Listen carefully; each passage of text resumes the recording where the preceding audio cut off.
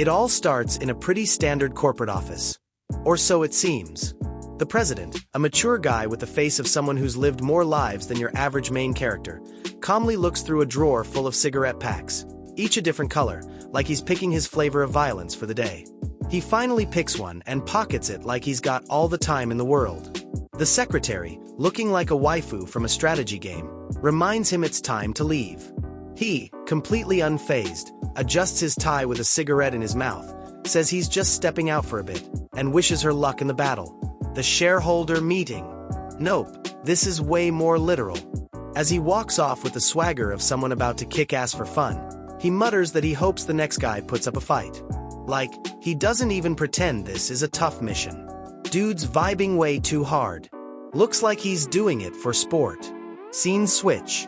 The moon glows over a castle that looks ripped straight out of a JRPG cover.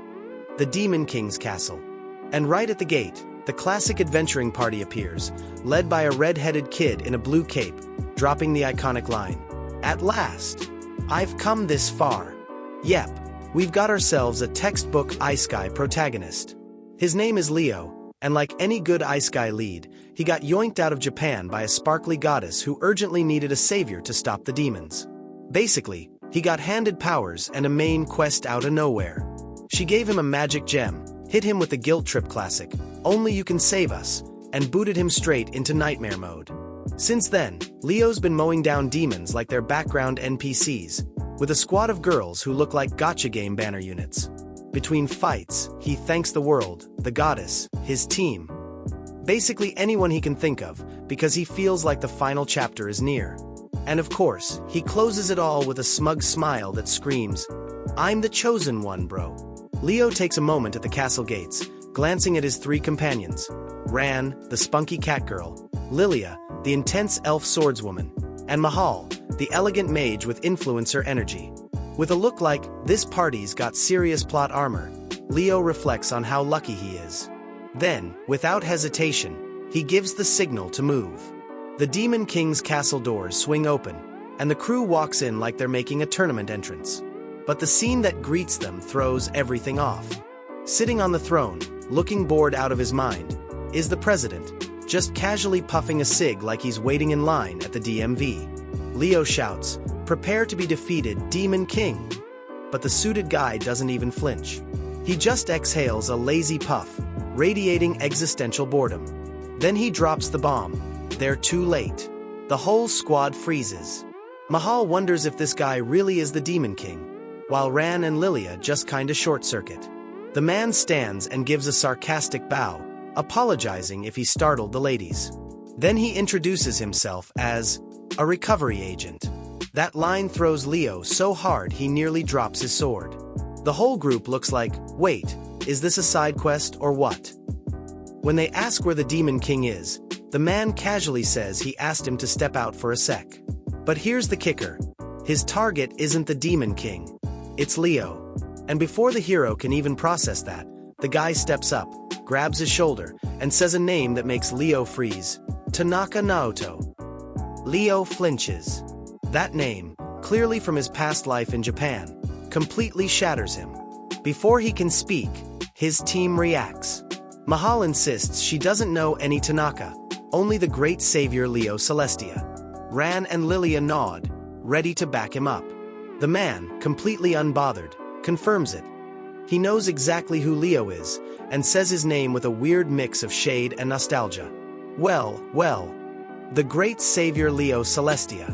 You've climbed pretty high in this new world, huh? Things get awkward fast. The SIG guy starts tearing down Leo's hero persona with the precision of a roast battle champ. First, he calls out how Leo dragged around girls who clearly aren't built for war, just to feed his savior complex. Then he accuses him of having a messed up past, harassing women, being on probation, and even a violent incident with a sex worker. Every line hits like a brick, and Leo's barely holding it together. The blow is brutal. Leo stumbles and tries to deny it, swearing he doesn't know what the guy's talking about. But the president isn't letting up. Calmly, he drops the line. "It doesn't matter what world you're in, trash stays trash." And that smile when he says it. Absolutely soul-crushing. Taking advantage of the silence, The man turns to the girls and asks the nuclear question. Are they really here by choice? Their faces go dark. Mahal speaks first. She says Leo called himself a hero but forced her to join. Ran admits he saved her from a slaver, then used that to guilt-trip her into staying. And Lilia, hurt, says she thought it was for the greater good. Until all they brought was more bloodshed. Leo tries to defend himself, calling it all a misunderstanding, saying they're confused. But his voice is already breaking. He starts sweating, stumbling, and spiraling. This wasn't in the script. This isn't how it's supposed to go. His mind fractures under the pressure, and as the chaos takes over, he screams and blasts a fire spell, yelling at everyone to shut up. The perfect hero is breaking down in front of everyone. With his mind in ruins and pride gone, Leo unleashes his strongest move, Maximum Flame. A massive pillar of fire slams down on the president and the girls, engulfing them in flames while they look on like, yep, this went completely off the rails. The whole place erupts in fire and explosions. Leo stands there out of breath, with a nervous grin, staring at the mess he just caused. He starts laughing like a maniac, thinking he finally won. Says anyone who messes with his world deserves to burn. But just when he thinks it's over, a voice cuts through the flames. Good. Calm, but so serious that Leo freezes. He turns around and sees the president walking out of the fire, not a single burn on him, and his eyes glowing like a final boss in a video game. With that same chill face as always, the president walks up to him and says he respects guys with guts, but also makes it very clear he can't stand people who hurt women.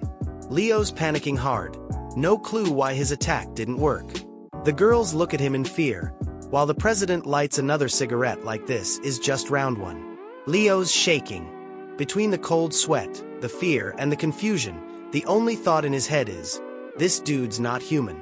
The president's not just still standing, he's still smoking.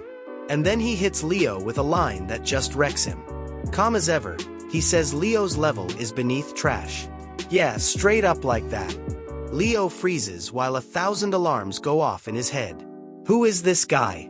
What is even happening? Nothing makes sense anymore. The president begins explaining, super chill, that he's on a mission.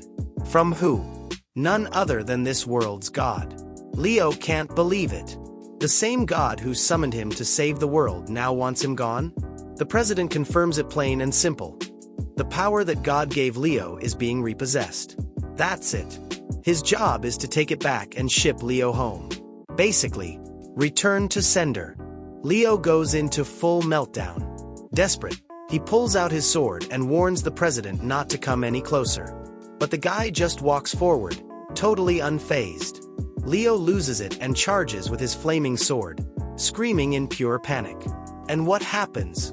The president blocks it with a business card, like someone swatting a fly with a brochure. Leo stares in disbelief, unable to process how that's even real. The president, cool as ever, finally introduces himself. His name is Hasuda, and he works for the Lotus Recovery Agency, specialists in reclaiming anything. Skills, bodies, debts, whatever's needed. And yes, he's the actual president. He hands over the card he just used like it's a regular business meeting. The card says it clearly, "We recover anything for you." Then, repeating Leo's full name, he delivers the cold line, "That power you've got now belongs to us." Leo hits full panic mode, cursing like it's his last prayer.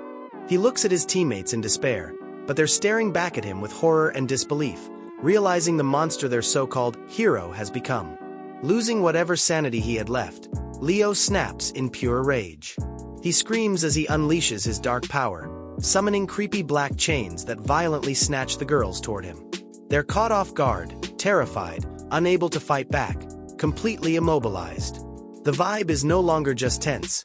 It's like a horror movie hostage scene mixed with an existential meltdown. With the girls at his mercy, Leo tries to bargain in full desperation, demanding the president leave right now or else he'll finish them off. The president just watches the scene unfold like he's sitting through a bad soap opera, waiting for the final twist. But Leo takes it even further, smiling like a total lunatic and swearing he won't hesitate to end them all. The girls, broken inside and out, barely whisper words of hate. The cat girl manages to say straight to his face that he's not a hero, just a monster in a human skin. Leo, completely unhinged, screams at her to shut up and hits her without a second thought. In full delusion, Leo starts ranting, saying it doesn't matter what he's done, hurting women, taking lives, he's still needed by this world. His true nature's now fully exposed, and there's no doubt anymore about what kind of villain he really is. Watching all this, the president smirks slightly. He sarcastically comments that the last guy whose powers he reclaimed said the exact same dumb stuff. Then mockingly wonders if that attitude is trendy now or something. After that brutal reality check, Leo starts to mentally break down. The president, still totally relaxed, looks at him with disgust and says that guys like him always end up the same, spouting the same garbage once they're cornered. Leo, refusing to accept defeat, makes one last desperate move, screaming in pain and rage as he channels a ridiculous amount of magical power. He's so unstable it's like watching a short-circuiting power line. With his eyes bulging, he unleashes his most extreme attack yet, firing off a hellish tornado of flames that threatens to vaporize even the girls he claimed to protect. The president watches it all without budging an inch. And just when it looks like it's over for the girls, he casually lifts one hand and with a simple snap of his fingers, shuts down the entire storm of magic, leaving everyone stunned, and the girls free from the dark chains. As everyone stares in shock, the president, cool as ever like he's picking up a takeout order, grabs a magic crystal he just snatched from Leo. He calmly announces that the recovery has been successfully completed, even thanking Leo with mock politeness for his unintentional cooperation.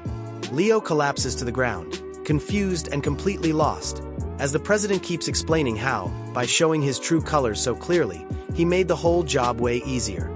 Then he drops a bombshell that leaves Leo more shook than ever. Now that his power's been taken, Leo's returned to his original body from Earth. And in front of everyone's completely stunned faces, there's no longer a handsome blonde hero pretending to be someone he's not. Just a messy, average dude named Tanaka Naoto. Tanaka Naoto looks at his hands, completely lost. He's no longer the dashing hero he pretended to be, but his original self, a messy, average guy who looks like he got kicked out of a Monday morning office meeting. The gray-haired guy in front of him watches with a half-smile and cold eyes. It's Hasuda, who seems to be enjoying every second of this public humiliation. With a mocking tone, he asks how it feels to be back in his real body, after all that time pretending to be someone he never was. Tanaka, barely processing any of this, starts hyperventilating. The girls notice it too. That's not Leo, that's a total stranger. A complete fraud. Tanaka breaks down, screaming that the body was his, that it was a divine gift, that it's not fair to take it away. He begs, sobs, throws a full toddler tantrum, pleads for it back, like that'll somehow restore a shred of dignity. But Hasuda breaks him even harder, tells him that God never chose him. There was no destiny, no prophecy, just a mistake. A cosmic screw-up that's now been fixed. And as if that wasn't brutal enough, he blasts Tanaka to the ground with force, like tossing out trash that started to stink. Tanaka curls up into a ball of despair, begging for forgiveness. Says he's learned his lesson, promises never to do it again, pleads to stay. But Hasuda, totally chill and not even bothering to argue, pulls out his phone and calls it in. Says he's got the body, come pick it up. Then, he changes his mind. Says he's giving Tanaka a second chance. And he doesn't mean it in a motivational, you got this way. He means it literally. He's going to be reborn. How? In classic ISEKAI fashion. By summoning a dimensional truck that smashes through the barrier between worlds like it's straight out of a fantasy soap opera.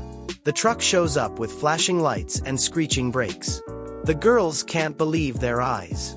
Hasuda smiles calmly, and when a guy steps out of the truck, he thanks him like he's his regular Uber driver. Tells him, as always, he was fast and super helpful.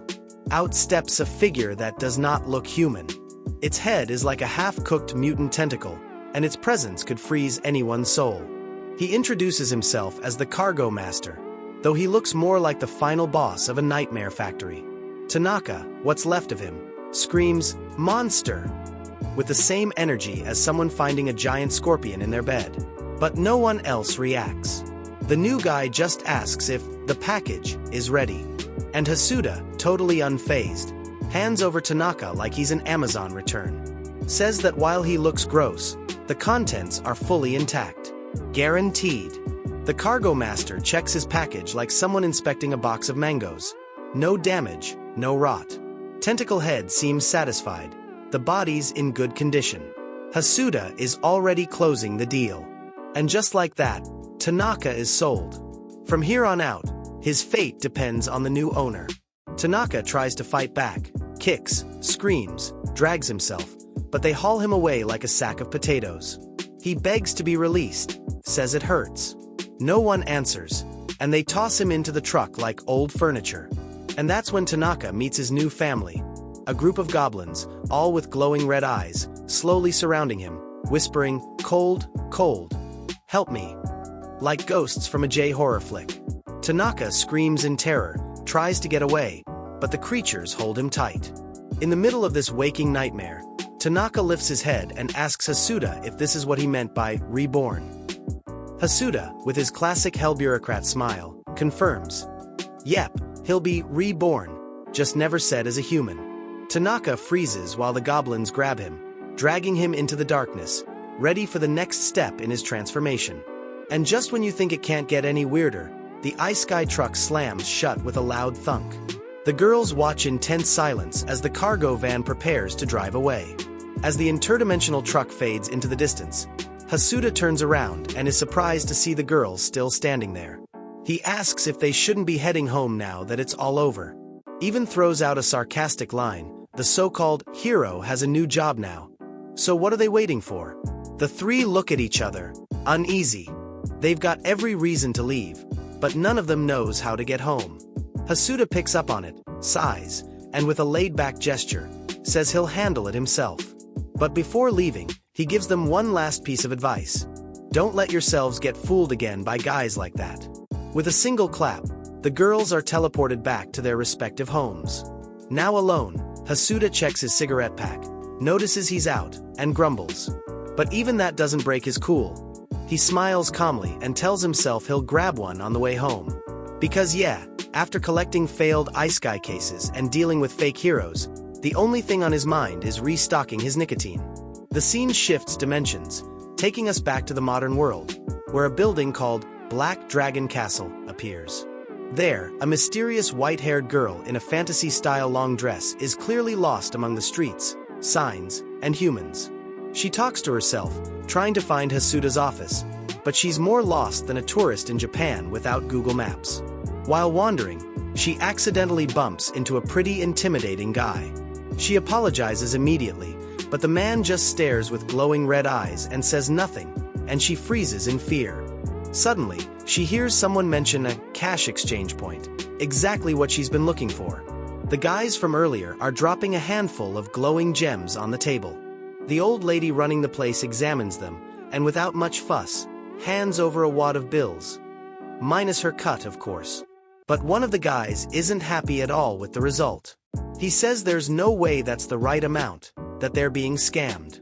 And in the background, the white-haired girl just watches, wondering if that granny is gonna make it out alive after pulling a stunt like that. The tension rises in the shop as the two goons start threatening the old gem exchange lady. They shout that she doesn't recognize the real value of the stones, call her an old witch, and even pull out a knife to teach her with a little pain. It's looking like they're seconds away from doing something very stupid. But then, a shadow rises from behind the counter. Not a sweet little granny. This lady's got a tongue longer than a CVS receipt and a look that's half demon, half mafia boss. With a monstrous transformation that'd scare any shonen villain, she lets out a terrifying scream and grabs the two punks like they're trash floating in a river. One of them tries to bribe her with extra coins, but it's way too late. She doesn't do cheap bribes. Gives them a choice: hand over something actually valuable, or she'll rip out their souls the hard way. Just as things are about to explode, Hasuda strolls in like it's just another Tuesday, greets her casually, and calls her Auntie Shiba. She immediately calms down at the sight of him and greets him sweetly, calling him President. Within seconds, her demonic form vanishes and she's back to looking like a bakery grandma. The white-haired elf who saw everything is left completely stunned watching this woman shift from hell boss to sweet old lady with just one hello. They chat like nothing's wrong, even with two guys trembling on the floor. They joke, say it's been a while since they saw each other because work's been crazy. Hasuda comments, half joking, half not, that broke folks like him don't get days off. The line makes the goons sweat even more. They're full panic mode now. Auntie Shiba kicks them out with a scream, promising to eat them whole if they show their faces again. They run without looking back. Then, as she stores the gems like nothing happened, she grumbles about how today's reclaimers are just talentless thugs. She and Hasuda sit down to talk shop. She notes that lately, lots of newbie reincarnates have been popping up, but none with the quality merchandise he brings in. Hasuda hands her the shiny blue crystal, saying this piece has actual value. The old lady inspects it and smiles, clearly impressed. The scene ends with Hasuda dropping a line that hits harder than it should. This job's tough, and if you last 5 more years, you're already lucky. We finally get a look at the whole system behind the recovery agency. Turns out, since gods can't directly interfere with the worlds they manage, they hire agencies like Hasuda's to recover the powers of reincarnated folks once they're no longer useful. Basically, they treat them like defective products or buggy updates. And yes, all the gods are clients. Because they're desperate to boost world performance like overworked middle managers.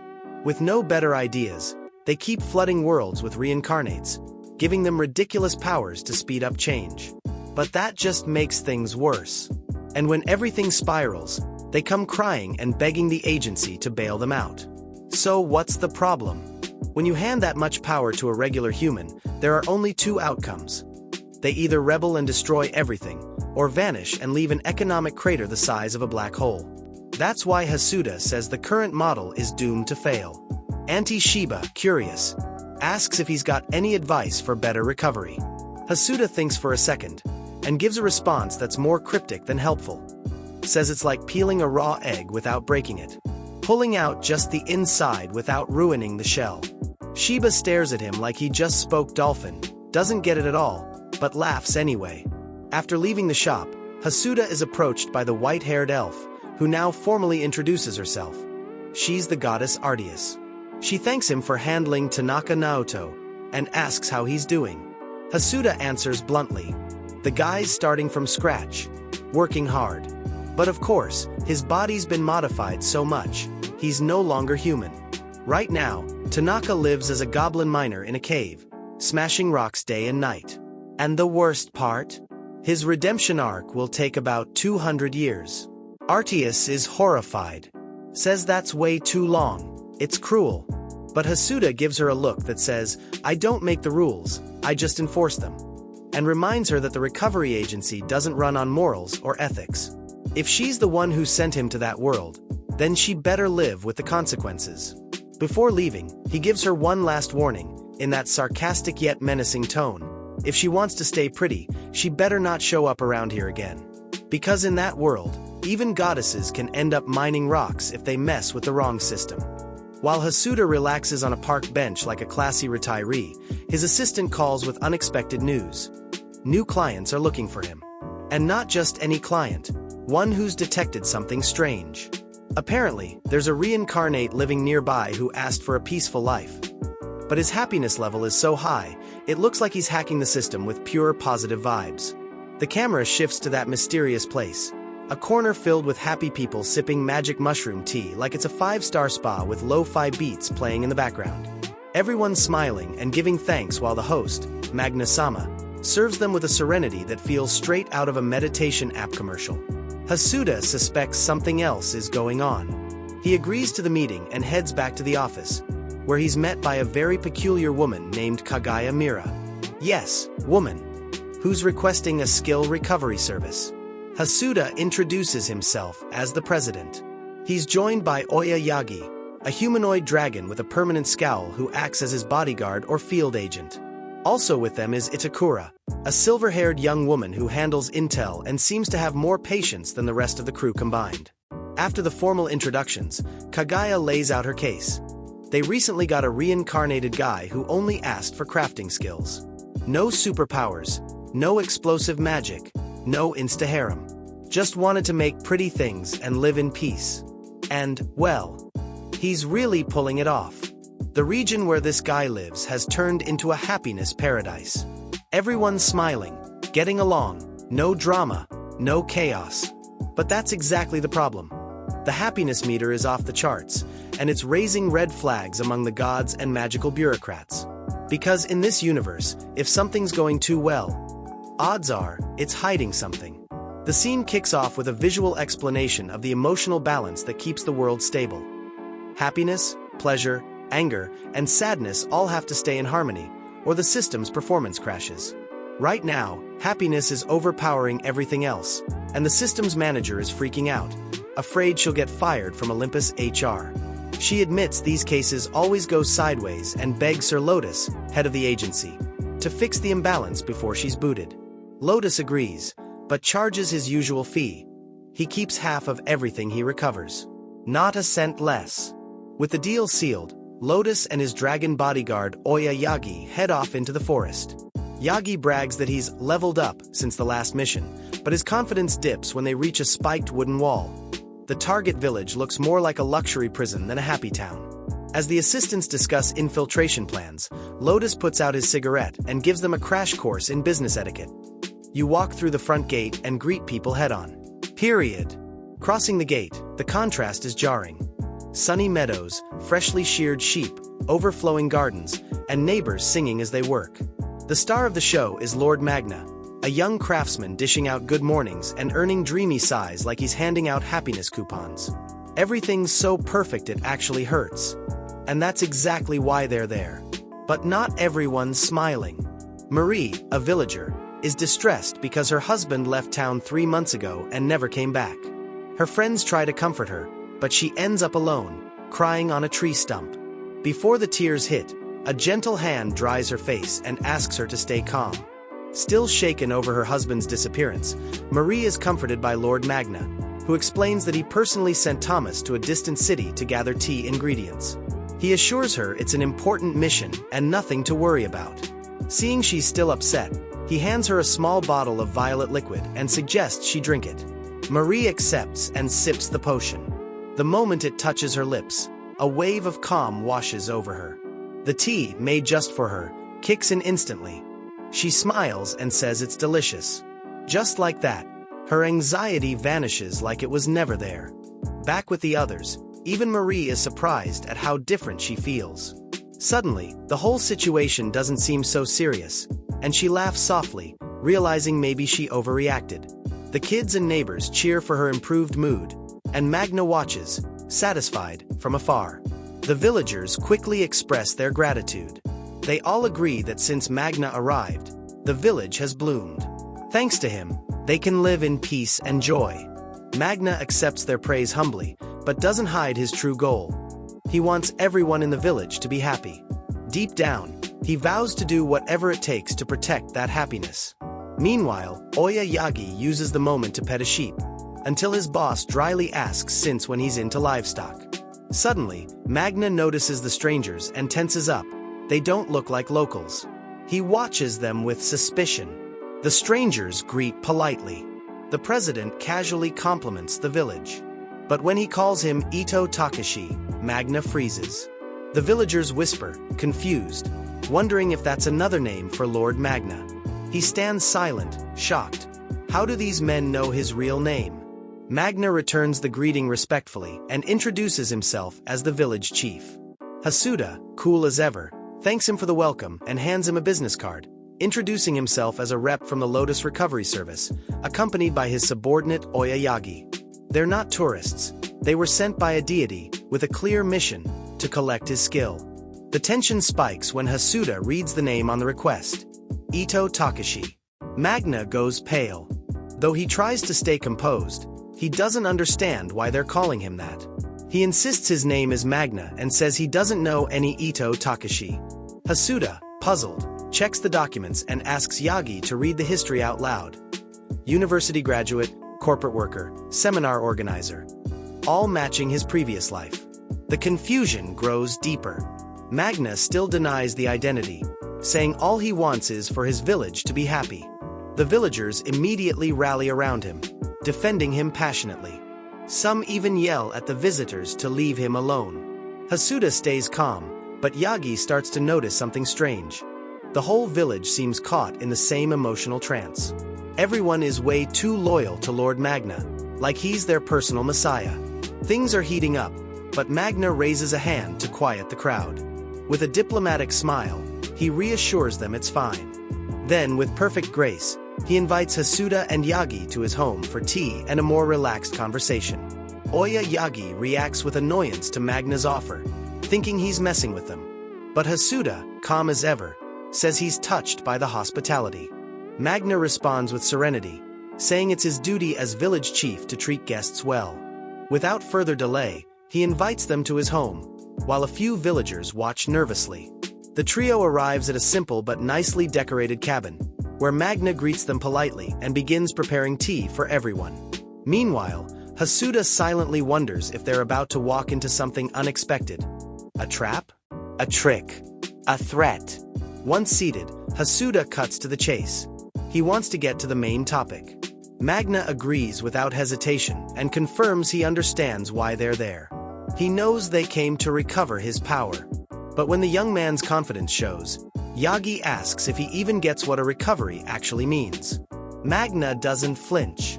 He serves tea kindly and answers yes, though he suggests they not let it get cold. Hasuda, after a moment of doubt, tries it. And to his surprise, he likes it. Still, he stops his partner from drinking his. Then Magna starts explaining his skill. It's not just about brewing potions or fixing things. His power is flexible and practical. As he speaks, he draws a magic circle that lights up the floor and creates an energy field beneath Hasuda's feet. Without warning, the ground opens up and both agents fall into a dimensional trap. Hasuda keeps his cool, even while falling, cigarette in hand. Yagi, on the other hand, panics completely. Magna watches from above, calm as ever, making it clear that his talents go way beyond crafting. He doesn't just make stuff. He builds complex traps in a single move. He waves them goodbye, convinced they won't be meeting again. The two collectors crash into what looks like some kind of underground tunnel. Hasuda lights his lighter and takes in the place. An old waterway with a nasty smell hanging in the air. Looking for his partner, he finds him lying on the ground, alive, but dazed. Yagi tries to get up, but immediately freaks out when he spots a skull covered in purple mushrooms right in front of him. They continue through the area, discovering more human remains invaded by the same fungi. Hasuda quickly deduces they're parasitic mushrooms growing on skeletons, and Yagi, without realizing it, already has one stuck to his head. When Hasuda points it out, Yagi freaks out, unable to pull it off. As they walk through the tunnel, Hasuda concludes this is all Magna's doing, but calmly adds that tricks like this don't work on him. Still, with a disturbingly chill tone, he warns Yagi not to breathe too much down there. They've seen enough. Anyone who crosses Lord Magna ends up as mushroom mulch. With that in mind, Hasuda suggests continuing the exploration and uncovering the dark side of the Happy Town. His cigarette still lit, they keep moving. But before going much further, Yagi stops, alarmed. Something's coming. A monstrous foot steps out of the shadows, covered in mushrooms. Something's about to show itself. A new character stumbles into view, and honestly, he looks like a textbook example of how not to do alchemy. His skin's drier than old parchment, and mushrooms sprout from his nails. His blank stare and mumbled words make you wonder if his brain's still in there, or if it's been replaced by spores. Our guys watch him approach like, what kind of walking mushroom nightmare is this? The fungus guy asks who they are and how they got there. Hasuda reveals they're recovery agents sent to take Magna's power, accusing him of being a fraud. The infected man, confused, asks if they can really take that power. The suited man, with a salesman smile, confirms they can, but they'll need to shake things up and expose the guy's true nature. Before they leave, the poor infected man tries to stop them. He begs them to warn his wife and the villagers to run. Magna is a real threat. Barely standing, he drags himself forward, shouting for them to tell everyone to get out. Hasuda turns slowly and drops. And what do we get out of that? The infected man promises to spill all of Magna's secrets. He racks his brain, clearly feeling the clock ticking. Finally, he collapses. Exhausted, the fungus almost fully claiming him. But he manages to grab Hasuda's attention with his offer.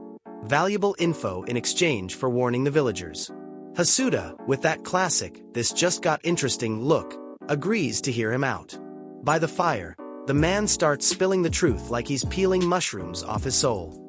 He reveals that everyone in the village is under Magna's control. Not with magic, not with threats, with mushrooms. Yep, literal mushrooms.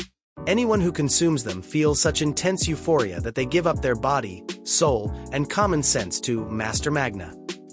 Using that high, Magna took total control of the village. Oya Yagi looks like he just learned gravity's fake, while Hasuda starts connecting the dots. The infected man recalls how it all began. The village was small and simple, but people lived in peace.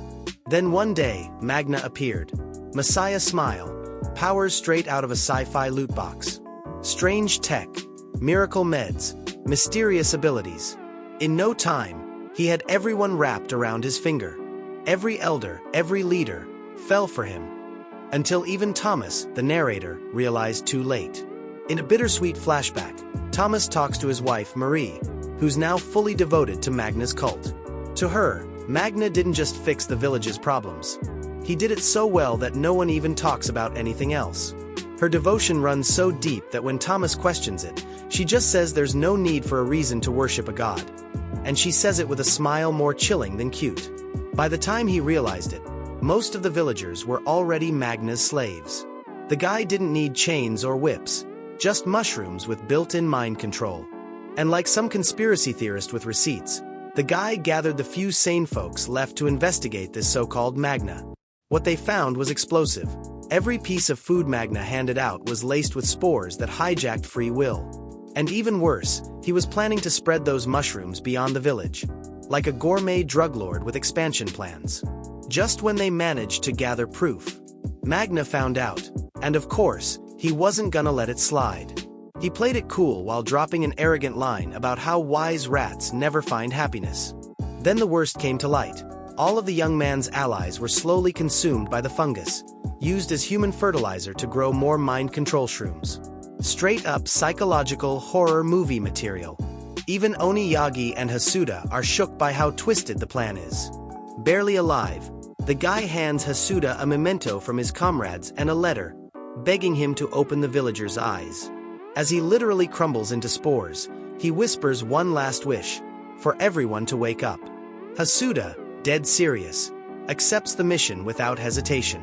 He thanks him for the info and promises that from here on, it's in his hands. The guy, now dust, manages one final tearful smile and thanks him with his last breath. With resolve, Hasuda gathers the remains and prepares for what's next. The mission is crystal clear. Wipe out that walking mushroom farm named Magna. Hasuda looks at a ring in his hand, Thomas's wedding ring, while Oniyagi admits it's been a long time since he felt this mad. Beside him, Hasuda, always calm with a cigarette in hand, tells Thomas not to worry. The two walk forward, declaring, no matter what, they always keep their promises. Cut to a totally different scene. A nighttime party, with food, lights, and a bunch of people cheering with raised glasses. Everything centers around Master Magna, who's being praised for another blessed day. The vibe is straight up cultish, with people idolizing him like some messiah with a catering menu. The celebration is cut short by a sudden explosion that leaves everyone stunned. And right when the tension peaks, in walk Hasuda and Oniyagi, strutting through the debris like they just came from a dangerous fashion runway. Hasuda casually greets them, while Yagi says they were late because Master Magna's welcome was a little too enthusiastic. But they didn't come empty-handed. They declare it's their turn to give thanks, with something big. Magna can't believe what he's seeing. He's shocked they escaped and starts hurling insults, but Yagi shuts him up with pure disdain. They're not there to talk. Hasuda gathers the crowd with theatrical flair, announcing it's time to reveal the truth behind the so-called Happy Village. With a cold smile and cigarette lit, he drops the bomb. They're going to show everyone what's really going on in this place. Hasuda steps forward with dead seriousness and reveals that the food Master Magna's been dishing out is packed with sketchy mushrooms. Yep, those same blue mushrooms that look like they came from a Mario game, but instead of making you grow, they make you obey. For real.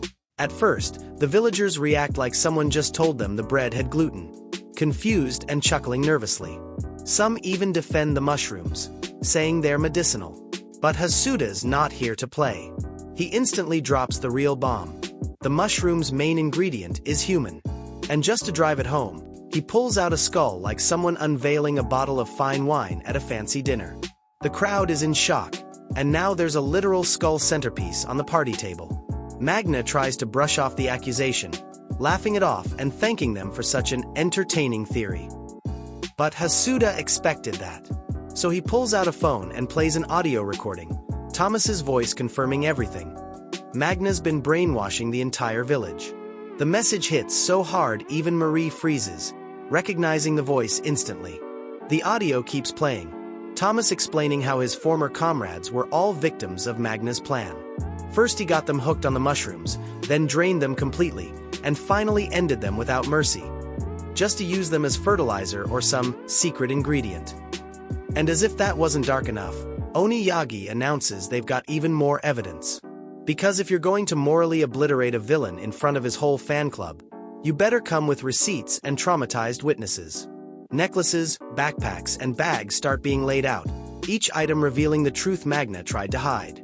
One by one, villagers recognize belongings from their missing loved ones. That backpack was Dad's. That necklace, the one a man gave his wife. The tension skyrockets like someone just dumped gasoline on a bonfire, and the spark is already lit. The horror hits them all at once. Magna had been hiding the bodies of the missing, or at least what was left of them. Faces go pale, voices start to tremble, and the question drops fast. Are they unsubscribed from life? Magna, meanwhile, just lets out a sigh, like someone who knows the show's over. And yeah, curtains closed. The crowd surrounds him, demanding answers, but Magna's not in the mood for speeches. Instead, he starts charging a magic circle with a defeated look. Says this is all the fault of meddlers, that they ruined his plan, that he was so close. With a magical spark, the ground lights up and he mutters, "Again!" And again means it's reset time. Clean slate, hard reboot, and run, because the beasties are loose. He summons a cage, and out come a couple of white monsters that look like they haven't had dinner in days. Claws, fangs, and a roar that says, "Chaos incoming." People scream, run, and even the ones about to yell at him just nope right out. Meanwhile, Hasuda just says the guy had this all planned.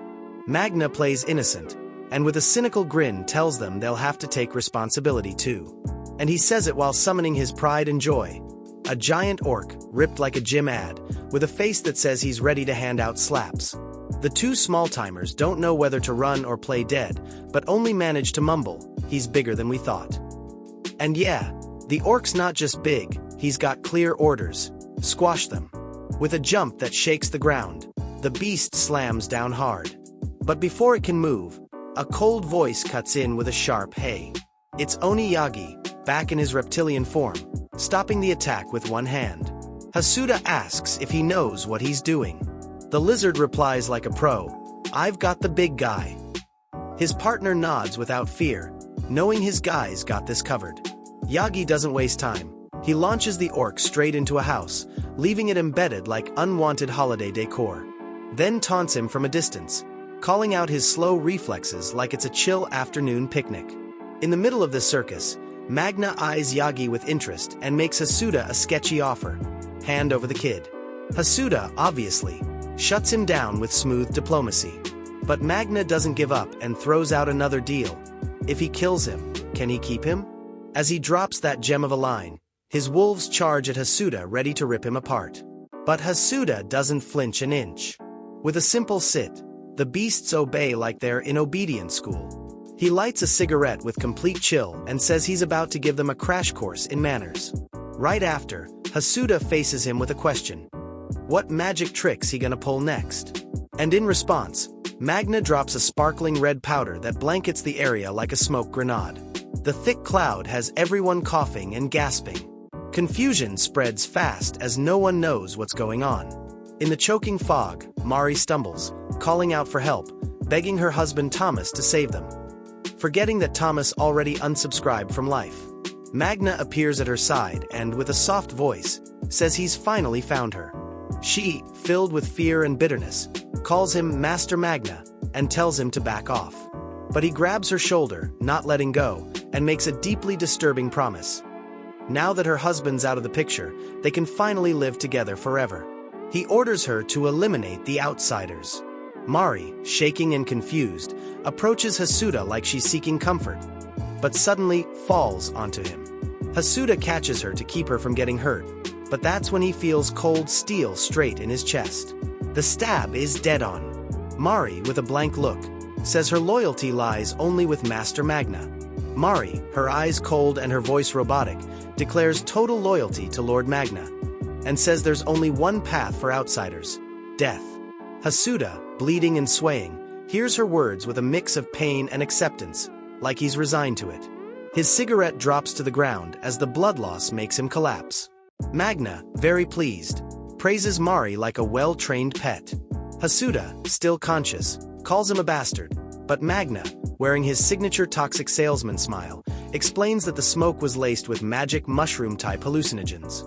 Says he prefers not to use it, but hey, if it's for the village's good. Oh well. Then he waves goodbye like he just closed a deal, as Hasuda fully blacks out. Blondie decides to kill time while his other enemies are still fighting. He looks at Hasuda's body and says he'll take it. Yagi even suggests modifying him genetically, making a few upgrades, and turning him into a mutant Fight Club champ. With total casualness, he tells Mari to take Hasuda apart like he's asking her to do the dishes. But just as she leans in to obey, Hasuda grabs her wrist and drops an emotional nuke. He knows she's Mari, and he's got a message from her husband, Thomas.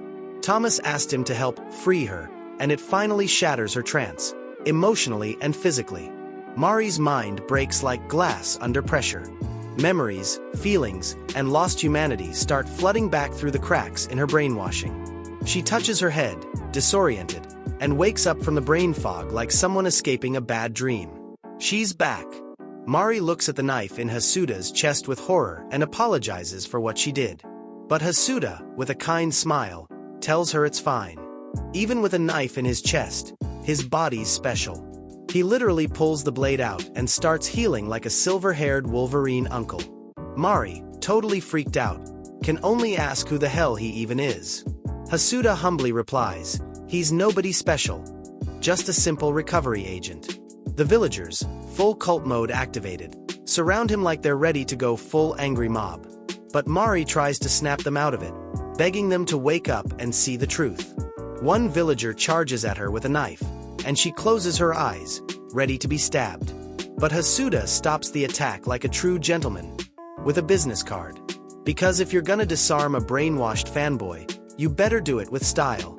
He tells Mari to hide, promises he won't let anything happen to her, and mentions it's part of the promise he made to Thomas. Then he activates a weird-looking orange power, warning that what he's about to do might be rough, but necessary. His magic hits the villagers, who suddenly get yellow eyes and drop to their knees like it's Sunday service. He orders them to sleep until morning. Clean. Effective. No trauma. Right then, Magna shows up, confused by the chaos, and Hasuda greets him with the subtlety of a baseball bat. You saved me the trouble of finding you. Magna's baffled, can't understand how this guy's still breathing, but Hasuda leaves him even more rattled by calling him by his real past life name, Takechiatu. He drops mental bomb after bomb, telling him to quit pretending. This should all feel very familiar. Magna tries to hold it together, but flashbacks don't care about your dignity. We see that, in his past life, Takechi was basically one of those spiritual influencers who promise miracles in exchange for cash. He gave speeches in packed halls, begged for donations to save loved ones, and collected more power, money, and worship with every passing day. Until one of his followers snapped, blamed him for ruining their life, and came at him with a knife. Back to the present, where Takechi, now Magna, starts to crumble. He screams at Hasuda to shut up, says everything was perfect, that he's the king of this happy, flawless nation. Hasuda challenges him, king of what? While the villagers stay kneeling, ignoring him completely. Magna, in full meltdown, slaps one and orders them to kill Hasuda. But nope, no one moves. His mushroom kingdom is crashing hard. With wild eyes, Magna spots Mari and rushes toward her like she's the last floaty on the Titanic. He grabs her tightly, almost begging her not to leave, saying she's the only one who's always been on his side. But Mari, terrified, screams for help and calls for the recovery agent. And that's the final crack in this wannabe king's sanity. He calls her a traitor, yells that after everything he did for her, this is how she repays him. Says his word is law, that she's just a nobody who has no right to defy him, and starts charging a spell while demanding she kneel. Before he can launch it, Hasuda swoops in and kicks him straight into some barrels. With a mix of disappointment and superiority, he tells him his mask finally fell off. Magna, beat to hell but still clinging to his delusions, whines that if Hasuda hadn't shown up, he could have kept being king forever. But Hasuda shuts him down with a line that stings worse than the kick. You never had what it takes to be above anyone. Desperate, Magna begs him to stop.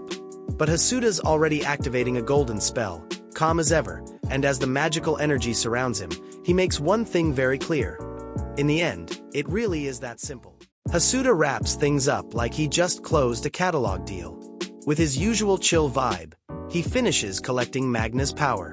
The energy gets sealed in a glowing green orb, which he stores like a pro while casually dropping a thanks for doing business. Deal closed. Client obliterated. Magna, no longer wearing his mask of superiority, collapses into his true form, a fragile, confused old man. Mari stares at him, shocked, like she can't process that this was the same guy who had her under control. The old man, still trying to play his tricks, goes, "Mari, I'm sorry about earlier. I'm not angry anymore. Come here." But Mari's not biting. She demands to see Thomas right now, as proof that he means it. Magna forces a smile and says that's an easy request, as long as she promises to trust only him. That's when Hasuda, cigarette in hand and no time for liars, shuts him down with a gut punch of a line. "You seriously don't know when to quit?" Hasuda reveals the truth Magna was trying to bury, that he locked Thomas up and used him as a living mushroom farm before ending his life. Magna starts sweating like a senator mid-scandal, trying to deny everything, but Mari doesn't believe a word. She slaps him with all her built-up rage, knocking him to the floor. Overwhelmed with grief and fury, Mari jumps on him, grabs his neck, and demands he bring Thomas back. As she strangles him, she screams that it's all his fault. Magna's body starts shaking, his eyes go white, and he starts drooling from the shock. Hasuda steps in, pulls her off, and firmly says that's enough. She fights back, shoving him, but he insists. He gets her pain, but she can't kill him, because Magna's value tanks if he dies. Strictly business. Right then, Yagi, the dragon bodyguard, shows up with a herd of sheep. He rushes in yelling, worried for Hasuda, but Hasuda tells him everything's handled, job's done. Yagi, grinning, replies that he also finished his part. He lifts Magna's defeated body like a sack of rice and throws it over his shoulder. Both prepare to leave. Mari, desperate, yells for them to wait. But Hasuda, without turning around, tells her not to worry, that the punishment Magna's about to get is so brutal he'll wish he were dead. "So go ahead and feel satisfied," he says coldly. Mari breaks inside. She says she has nothing left, no idea how to keep going. Hasuda, gently petting a sheep, just replies, "Who knows? We're just outsiders. There's nothing we can do for you." Mari drops to her knees, defeated. But then, one of the sheep walks up to her with something in its mouth. A ring. It's Thomas's ring. There's also a letter. She opens it with trembling hands and starts reading. "Mari, if you're reading this, it means I'm no longer in this world. I'm sorry for leaving you behind. I know the village must be gone, but even so, don't give up hope." As the letter goes on, Mari breaks into tears. Thomas's words beg her to keep living, to move forward, to know that he's always thinking of her. We see flashbacks of their life together, their wedding, happy moments, and a spiritual hug from Thomas beyond the grave. She kneels before the sheep and, through tears, whispers that she'll think of him forever too. In the distance, Hasuda and Yagi walk away while Mari, hugging the sheep, thanks them with a soft, "Thank you, collection agent." The scene cuts sharply. Magna wakes up lying in the woods, completely disoriented. He wonders what's going on, where he is, and figures he just needs to find another village to manipulate. He thinks that even without his ability, he can still charm people. But the moment he takes a step, a chain tied to his ankle yanks him flat on his face. When he looks up, he sees a man completely covered in mushrooms, eyes blank. Clearly not in a normal state. Hasuda appears with a polite smile and explains that this guy is a specialized crop of gourmet mushrooms, the kind that feed on human blood. Magna, horrified, tries to escape. Hasuda tells him they're on a farm that grows these mushrooms using live humans as planters. But not just any humans, only criminals. Magna tries to talk his way out of it. Says they already took his powers, he's worthless, they should let him go. But Hasuda looks at him like a teacher catching a kid lying about homework. He replies with biting sarcasm, "Getting forgetful already, Lord Magna?" and drops the final sentence. From now on, he'll be a living flower pot, a mushroom planter, just like he always loved. Then Truck-kun rolls in, carrying a crate full of tiny goblins in yellow hard hats. All very official. The little workers hop down, line up, and start inoculating Magna with mushrooms like creepy graveyard gardeners. He starts sweating bullets, begging for mercy, but Hasuda, with a twisted smile, throws out one last line. "Isn't this the peaceful life you always wanted? I'm happy for you." Magna can barely beg as his body begins to twitch. Spores burst from his belly, mushrooms erupt from his skin, and he lets out a guttural scream while roots spread through his insides.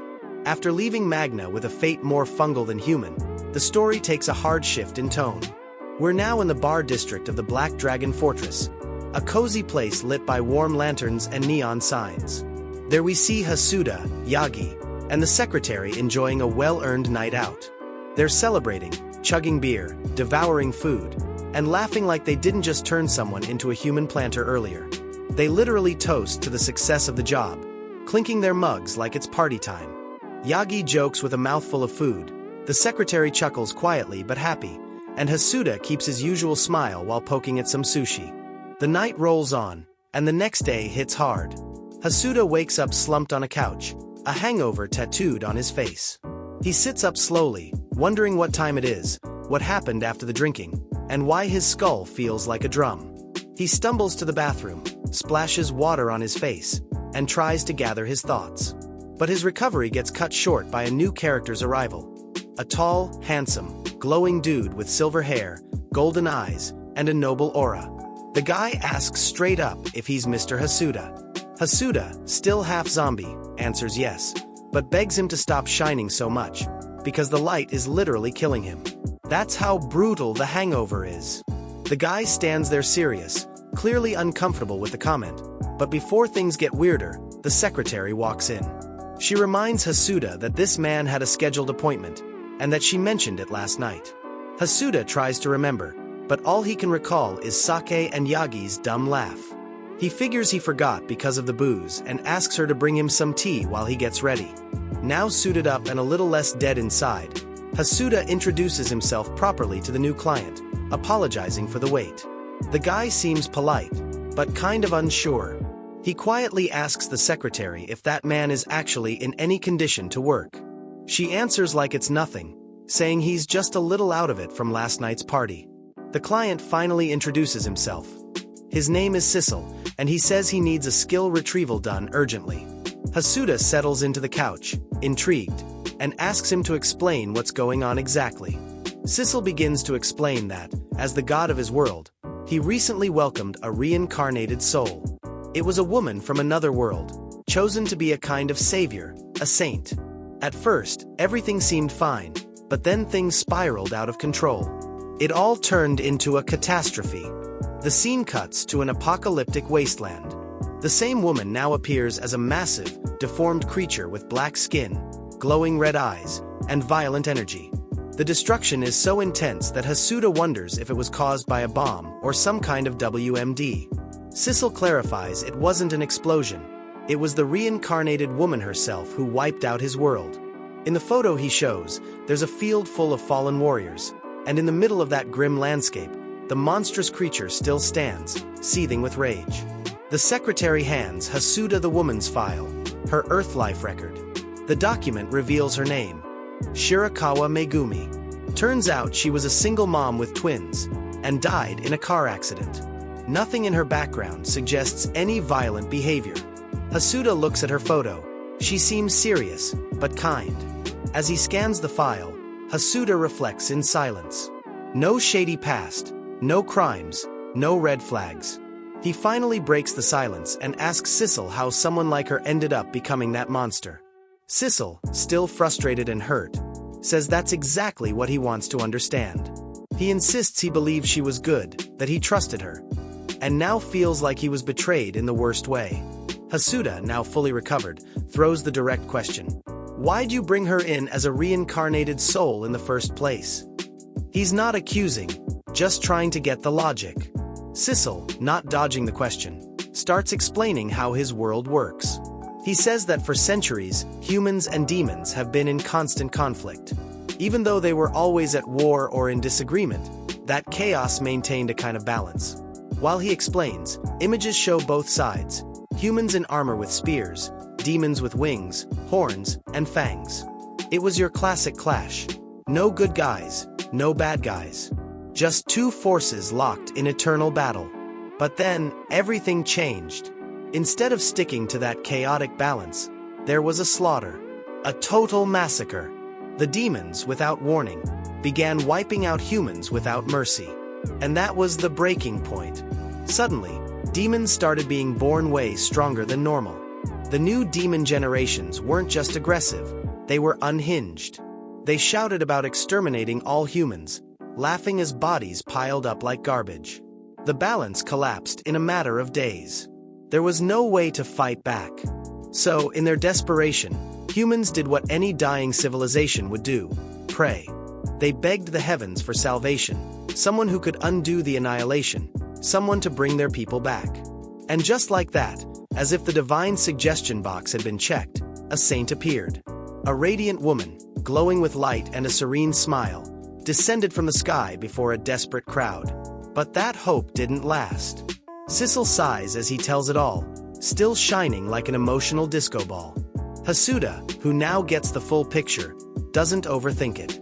He tells him he'll take the case, that the retrieval will be handled by his team, and the fee will be the usual. Sissel agrees, and the deal is sealed. Hasuda stands up, says they'll contact him once the job's done, and asks his secretary, Itakura, to show the god out. Before leaving, Sissel thanks them and mentions that, as gods, they're bound to a single world, so they need middlemen like the retrieval agency to fix disasters. He says it with a smile that's a little too crooked. There's something in his eyes that feels off, like he's hiding something. Hasuda notices it, but just smiles back diplomatically. He looks forward to working with him. The scene jumps now to Sissel's world, where the battlefield looks like a graveyard with no tombstones. Several knights on horseback charge at the creature that was once the saint. Fear is clear in their eyes, but one of them takes the lead and shouts that they must push forward, no fear. The soldiers follow bravely, charging en masse toward the enemy. But that courage doesn't last. The creature, a black monstrosity with red eyes and a mouth full of fangs, starts gathering energy in its throat. With a roar, it fires a devastating blast that wipes out all the knights in one hit.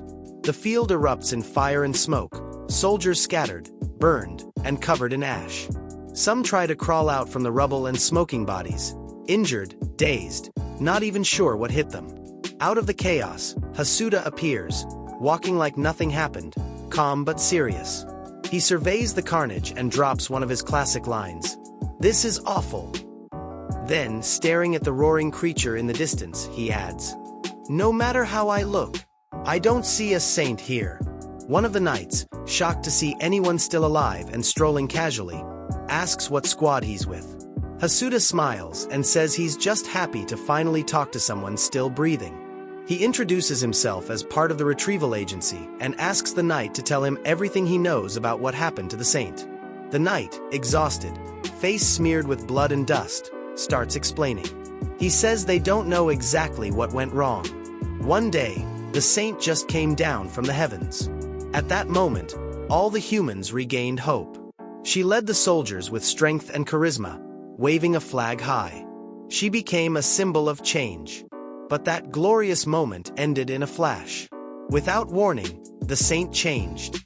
Her body, her presence, everything transformed. She turned into a terrifying witch, a being who recognized no allies or enemies. Her magic became wild, chaotic, and instead of protecting humans, she started destroying everything without distinction. The once kind face that brought hope now grins like a bloodthirsty beast. From the sky, she casts a spell that unleashes a firestorm, burning down demons and humans alike. As the battlefield burned and the surviving knights struggled to make sense of what had gone wrong, Hasuda tried to get answers. He asked one of the knights why the saint was destroying everything, but the man could only stammer that he didn't know. Another chimed in, saying she was a good person, that they couldn't believe she'd do this. The confusion and fear were as massive as the creature now wrecking everything in sight. Hasuda, thankful for the info, left without drama.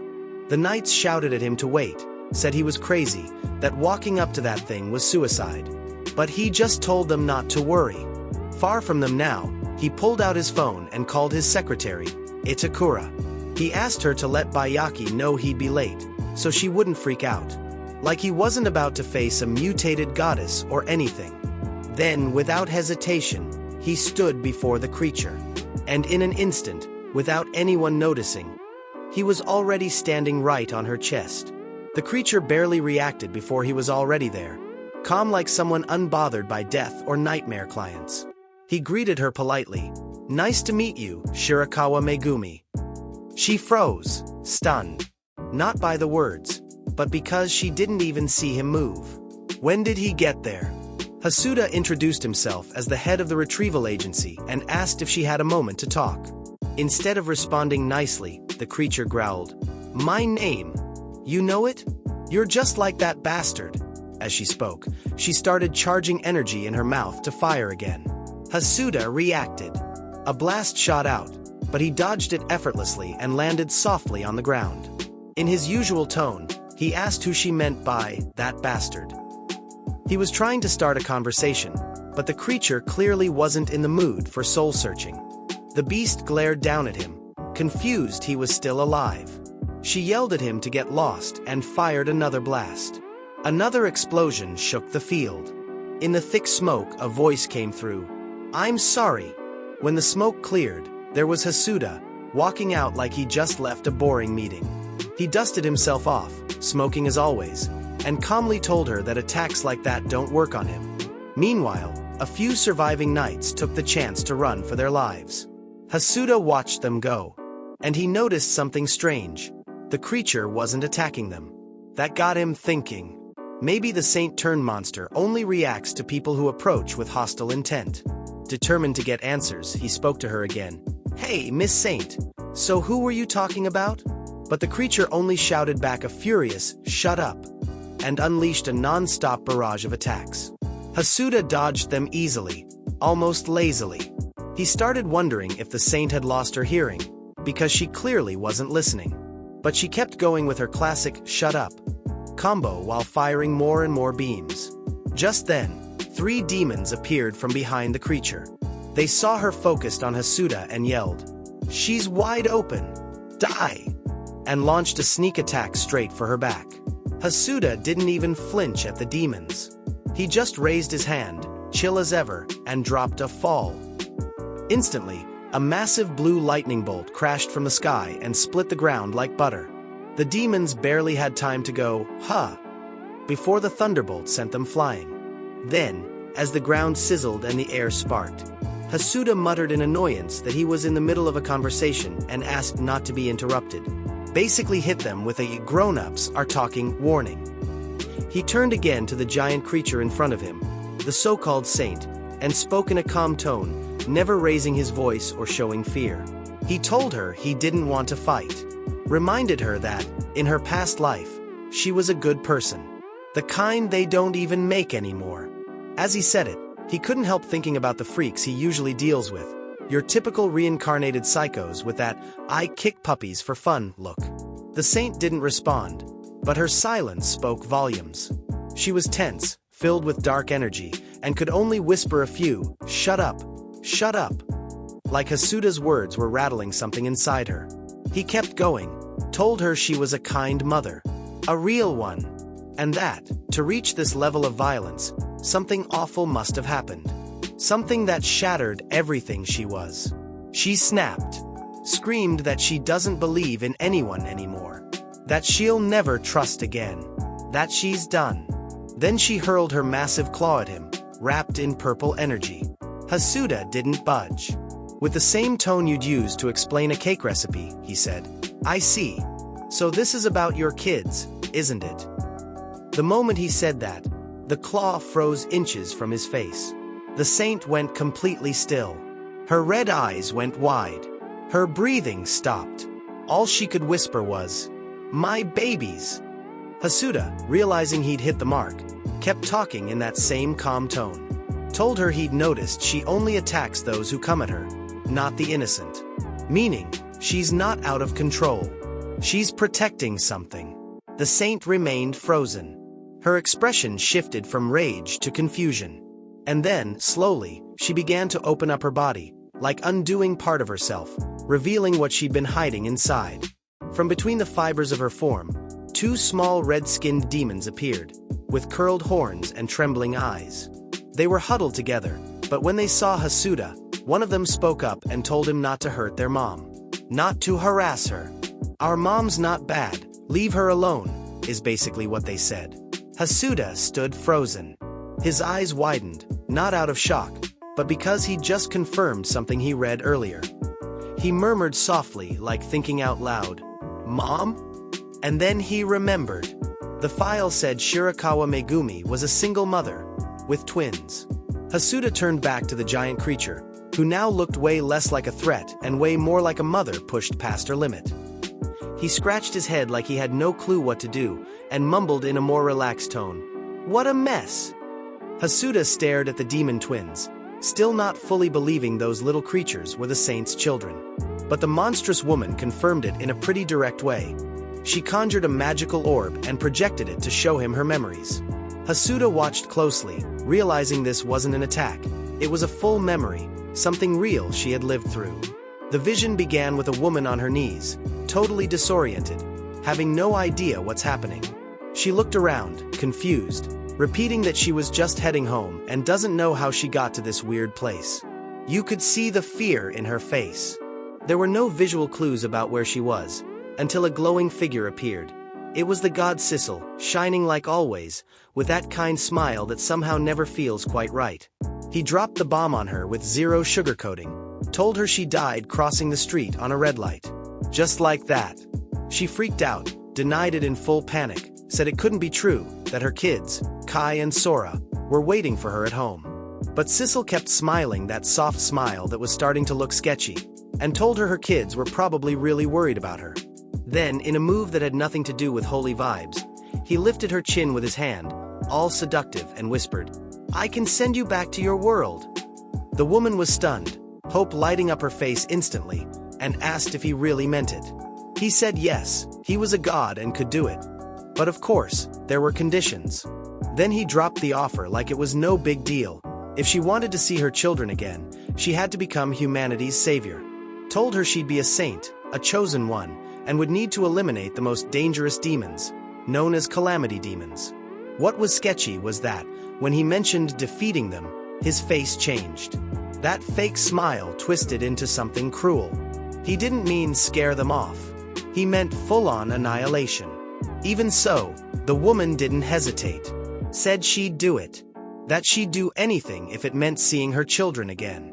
Sissel granted her the power, and the contract was sealed. The memory continued. Now she was riding a white horse, leading an army of human knights. They all cheered for her, called her the saint, their faces full of faith and hope. She didn't say a word, but clearly looked nervous, her expression tense. Still, she marched forward with the group. Suddenly, a demon showed up looking like he escaped from some low-budget villain convention. He bounced around with his huge tongue out, mocking the humans. Called them idiots for coming back to the battlefield and promised to burn them to ash. His hand lit up with purple flames and he launched the attack. The saint reacted on instinct, shielding her face, and that's when her new power kicked in. A golden beam burst from her body and pierced the demon straight through, blasting a hole in his chest. basically turned him into a demon donut. The guy disintegrated into ashes while she stared at her hands in shock. She couldn't believe what she'd just done. Her face was pure panic, like she was holding a weapon she should have never touched. Around her, the soldiers celebrated like she was a movie superhero. They shouted that the saint had triumphed, that now they stood a chance against the demons. She swallowed the fear, clenched her fists, and tried to convince herself, no time for fear. She had to end this fast and get back to her kids. She wasn't fighting for humanity anymore. She was fighting to go home. But life, or the afterlife in this case, had other plans. In an instant, the whole vibe changed. A bunch of human soldiers started dropping like flies. Some were ripped apart so violently that blood splashed everywhere, staining the saint's face. She froze in terror. One of the surviving soldiers managed to warn her.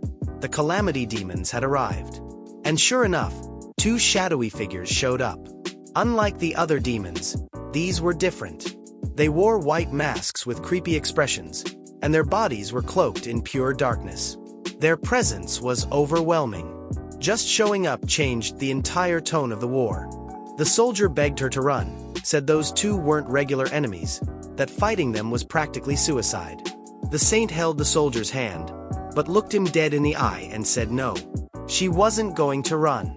She was going to take down the calamity demons with her own hands. She believed if she beat them, she might be able to return to her kids. So without wasting another second, she charged forward. A horde of demons rushed at her with fury, and right in the middle stood the two calamity demons, towering and silent. She gathered power in her palm and launched her golden attack, fierce and focused. But just before it hit, the demons countered with their own magic, and the forces collided in midair, canceling each other out in a violent blast. The explosion shook the battlefield. The saint's face didn't show fear, just frustration. The demons studied her more closely and confirmed it. Yes, she was the saint. And without hesitation, they told her they'd eliminate her. But she didn't back down. She thought about the one thing keeping her going. She had to win, had to survive, just to be able to hug her twins again. With that thought burning in her mind, she fired her light beam once more. This time, the attack broke through the demons' defense and blasted them backwards. The impact cracked their masks bit by bit, until part of their faces became visible. The saint stares at them closely and freezes. Something in their faces feels way too familiar. Impossible, she thinks. But even so, she says her children's names out loud, Kai and Sora. And to her surprise, the demons stop. They've heard those names before too. They look at each other, confused, and one of them asks, "Mom?" She steps back, stunned. How can they look so much like them? And why did they react to her children's names like that? Suddenly, she hears Sissel's voice speaking from some corner of her mind. He demands that she act. He yells that it's her duty to eliminate them now that they're vulnerable. But she, frozen, starts to understand what's really happening. Could it be? These demons are her children? Chaos surrounds her. The human soldiers scream that this is the perfect chance to destroy the calamity demons. At the same time, the demons spot her and order to kill her. Both sides want her to be executioner and victim at once. The psychological pressure is brutal. She starts trembling, hyperventilating. She begs them to stop, that she can't take it anymore. Her emotions explode, and she screams so hard that a burst of golden energy erupts from her body. That explosion changes everything. It's the exact moment she stops being human. Her body transforms, and the saint becomes the monster that now terrifies the entire city. But even in that grotesque and terrifying form, she holds the two demons, who we now understand are her children, and hugs them gently. She declares she will protect them, that she won't kill them, even if God himself comes down and demands it. Outside the memory, Hasuda watches everything carefully. The memory orb fades, and he's left in silence, processing all the truth he just witnessed. He now understands who that creature really is, and why she was protecting the two demon kids so fiercely. He no longer sees a threat, but a desperate mother. She, in her monstrous form, speaks to Hasuda in a more human tone. She asks him to at least save the children. That it doesn't matter what happens to her, but her kids shouldn't suffer. And as she says it, her grotesque body starts to crack like glass, and between the fragments we see the real woman inside, crying. The mother, the person who just wanted to go home. The two children beg too. They tell Hasuda they were tricked by that god, and now they have no one. They plead with him to help them. But Hasuda, with his usual serious face, responds with total honesty. Unfortunately, he's just a retrieval agent. Hasuda, his face completely serious, activates the retrieval spell while saying he simply uses his powers to collect things, just like that god asked. In front of him, the kids and their mother freeze.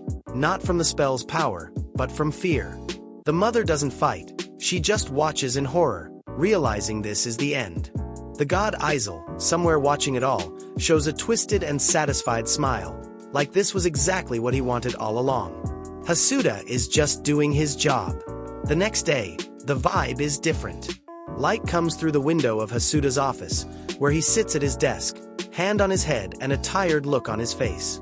He mumbles that it hurts, and his assistant, wearing the usual not this again face, asks if he's hungover again. But he says no, that things just got a little out of hand this time. Even so, he asks if there's more work waiting. She doesn't reply. She just offers him a cup of tea, and he, like it's nothing, thanks her. The peace doesn't last. Aniagi, visibly upset, bursts into the office yelling the woman's name, Shirakawa Megumi. He plants himself in front of Hasuda, eyes full of rage, and throws out the question with no sugarcoating. Why did you retrieve her? Didn't you see she wasn't a bad person? Hasuda barely looks up, while Aniagi unloads everything he'd been holding in. He reminds him that this woman was a single mother, worked multiple jobs, did everything to raise her twins. That all she wanted was to see them again. While he speaks, we see an image of Megumi hugging her children. A moment of tenderness and humanity that cuts deep in contrast with the coldness of what just happened. Aniagi insists, she just wanted to see her kids. But Hasuda, unmoved, responds coldly. He says that stuff, feelings, don't matter in their line of work. That they're not here to judge if someone's good or bad. They just follow orders. Period. Tension rises. Aniagi tries to reply, but Hasuda cuts him off without raising his voice, making it clear that this is a retrieval agency. That their job isn't to save people or show compassion. And that if he's got doubts, he better keep them to himself, because they don't need people with second thoughts around here. Aniagi doesn't answer. He just lowers his gaze, defeated. What just happened hit him harder than he expected. In a later scene, we see Hasuda meeting again with the god Isel. The mood shifts again. Isel greets him with his usual smile, the one that seems friendly but hides something shady. He says the job went perfectly, just as he expected. That everything turned out great. Hasuda responds neutrally, saying it was an interesting assignment. He doesn't seem angry or pleased. He just moves on. Then the god starts talking more openly, showing his true personality without filters. He casually says, with a smile growing darker, that being a god is boring as hell. That's why, for fun, he likes to reincarnate humans into this world. Not to help them, but to create a killing show. His personal pastime. Says it's the best way to kill time, especially when the humans have deep emotional bonds. This god enjoys watching people despair, break down, betray each other. He says it with a sadistic grin. Admits that's what he loves most, watching people lose everything. But then his tone shifts a bit. He sighs, like he's actually disappointed, and says that this show, which was perfect for him, got ruined by that woman. That she ruined everything by refusing to kill her own children. Aniagi clenches his fists as he listens to the god casually brag about his horrors like he's reading off a recipe.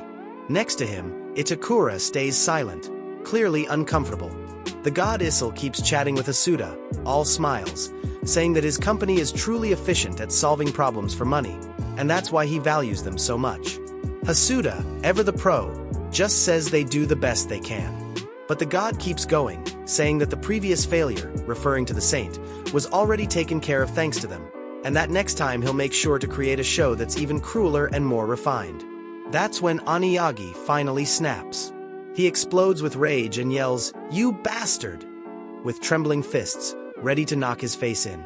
But Itakura stops him with just a glance, and even though it's hard, he holds back.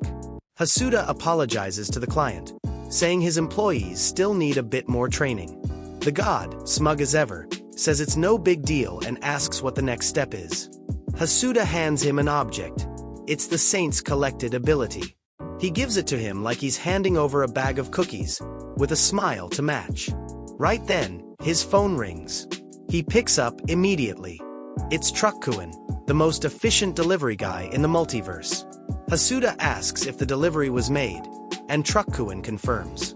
Hasuda hangs up and informs God Issel that the saint's body was already sent to a trading company. Oniagi, already on edge, now goes full boil. He yells at Hasuda that this is insane, asks how he could go that far. But the boss completely ignores him, keeping his business smile and continuing the convo like they're talking about shipping logistics. Issel, totally chill, asks what happened to the twins. Were they delivered too? That's the last straw. Oniagi throws a punch straight at the god. Issel doesn't even flinch, barely glances like a fly's coming at him. But just before it hits, Hasuda stops the attack with a single word, Oniagi. Arms crossed, serious look. Just that is enough to freeze his subordinate in place.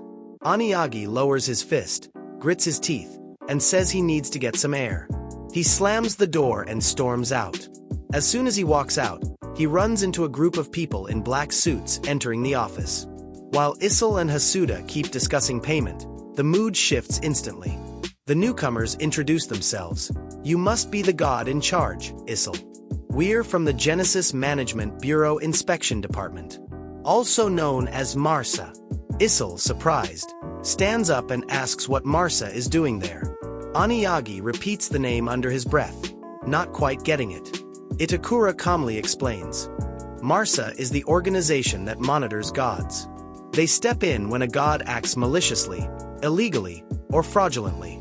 In other words, they're the cosmic cops who slap leashes on out-of-control deities. Oniagi listens in silence, trying to process what just happened. Hasuda, meanwhile, turns to the squad leader and drops a dry remark. You're late. The inspector replies they're here to inform that God Issel has committed a serious violation of the code. Issel puts on a fake confused face and asks what they're talking about. Says his contracts with the retrieval agency are private, and they have no authority over that. But the agents aren't fooled.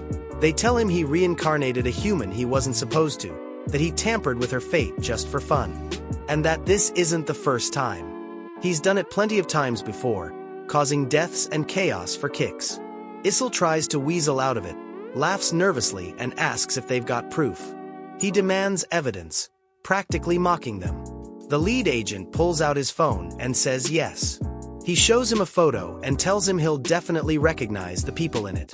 In the image, we see Megumi, the mother, being looked after by MARSA agents. She's safe. And in the background, playing without a care, are her twin boys. Right next to them is Truck-kun, watching over them like their official babysitter. Sissel stares at the screen with a mix of confusion and dread. His voice shakes as he says it doesn't make sense, that they were supposed to be out of the game. But Hasuda, with his usual cynical calm, just smiles faintly. That smile alone is enough for the god to realize everything. He turns, furious, and yells at him directly, screaming that he was in on it from the start, that he's trash, that he's sabotaged everything. Hasuda doesn't even blink. In fact, he almost looks amused. He answers with the ease of someone who already won, saying that trash is actually a pretty cool word. Then he explains he simply acted in his own best interest, that he'll always take the path with the best long-term return. He's not even pretending to hide his true intentions anymore.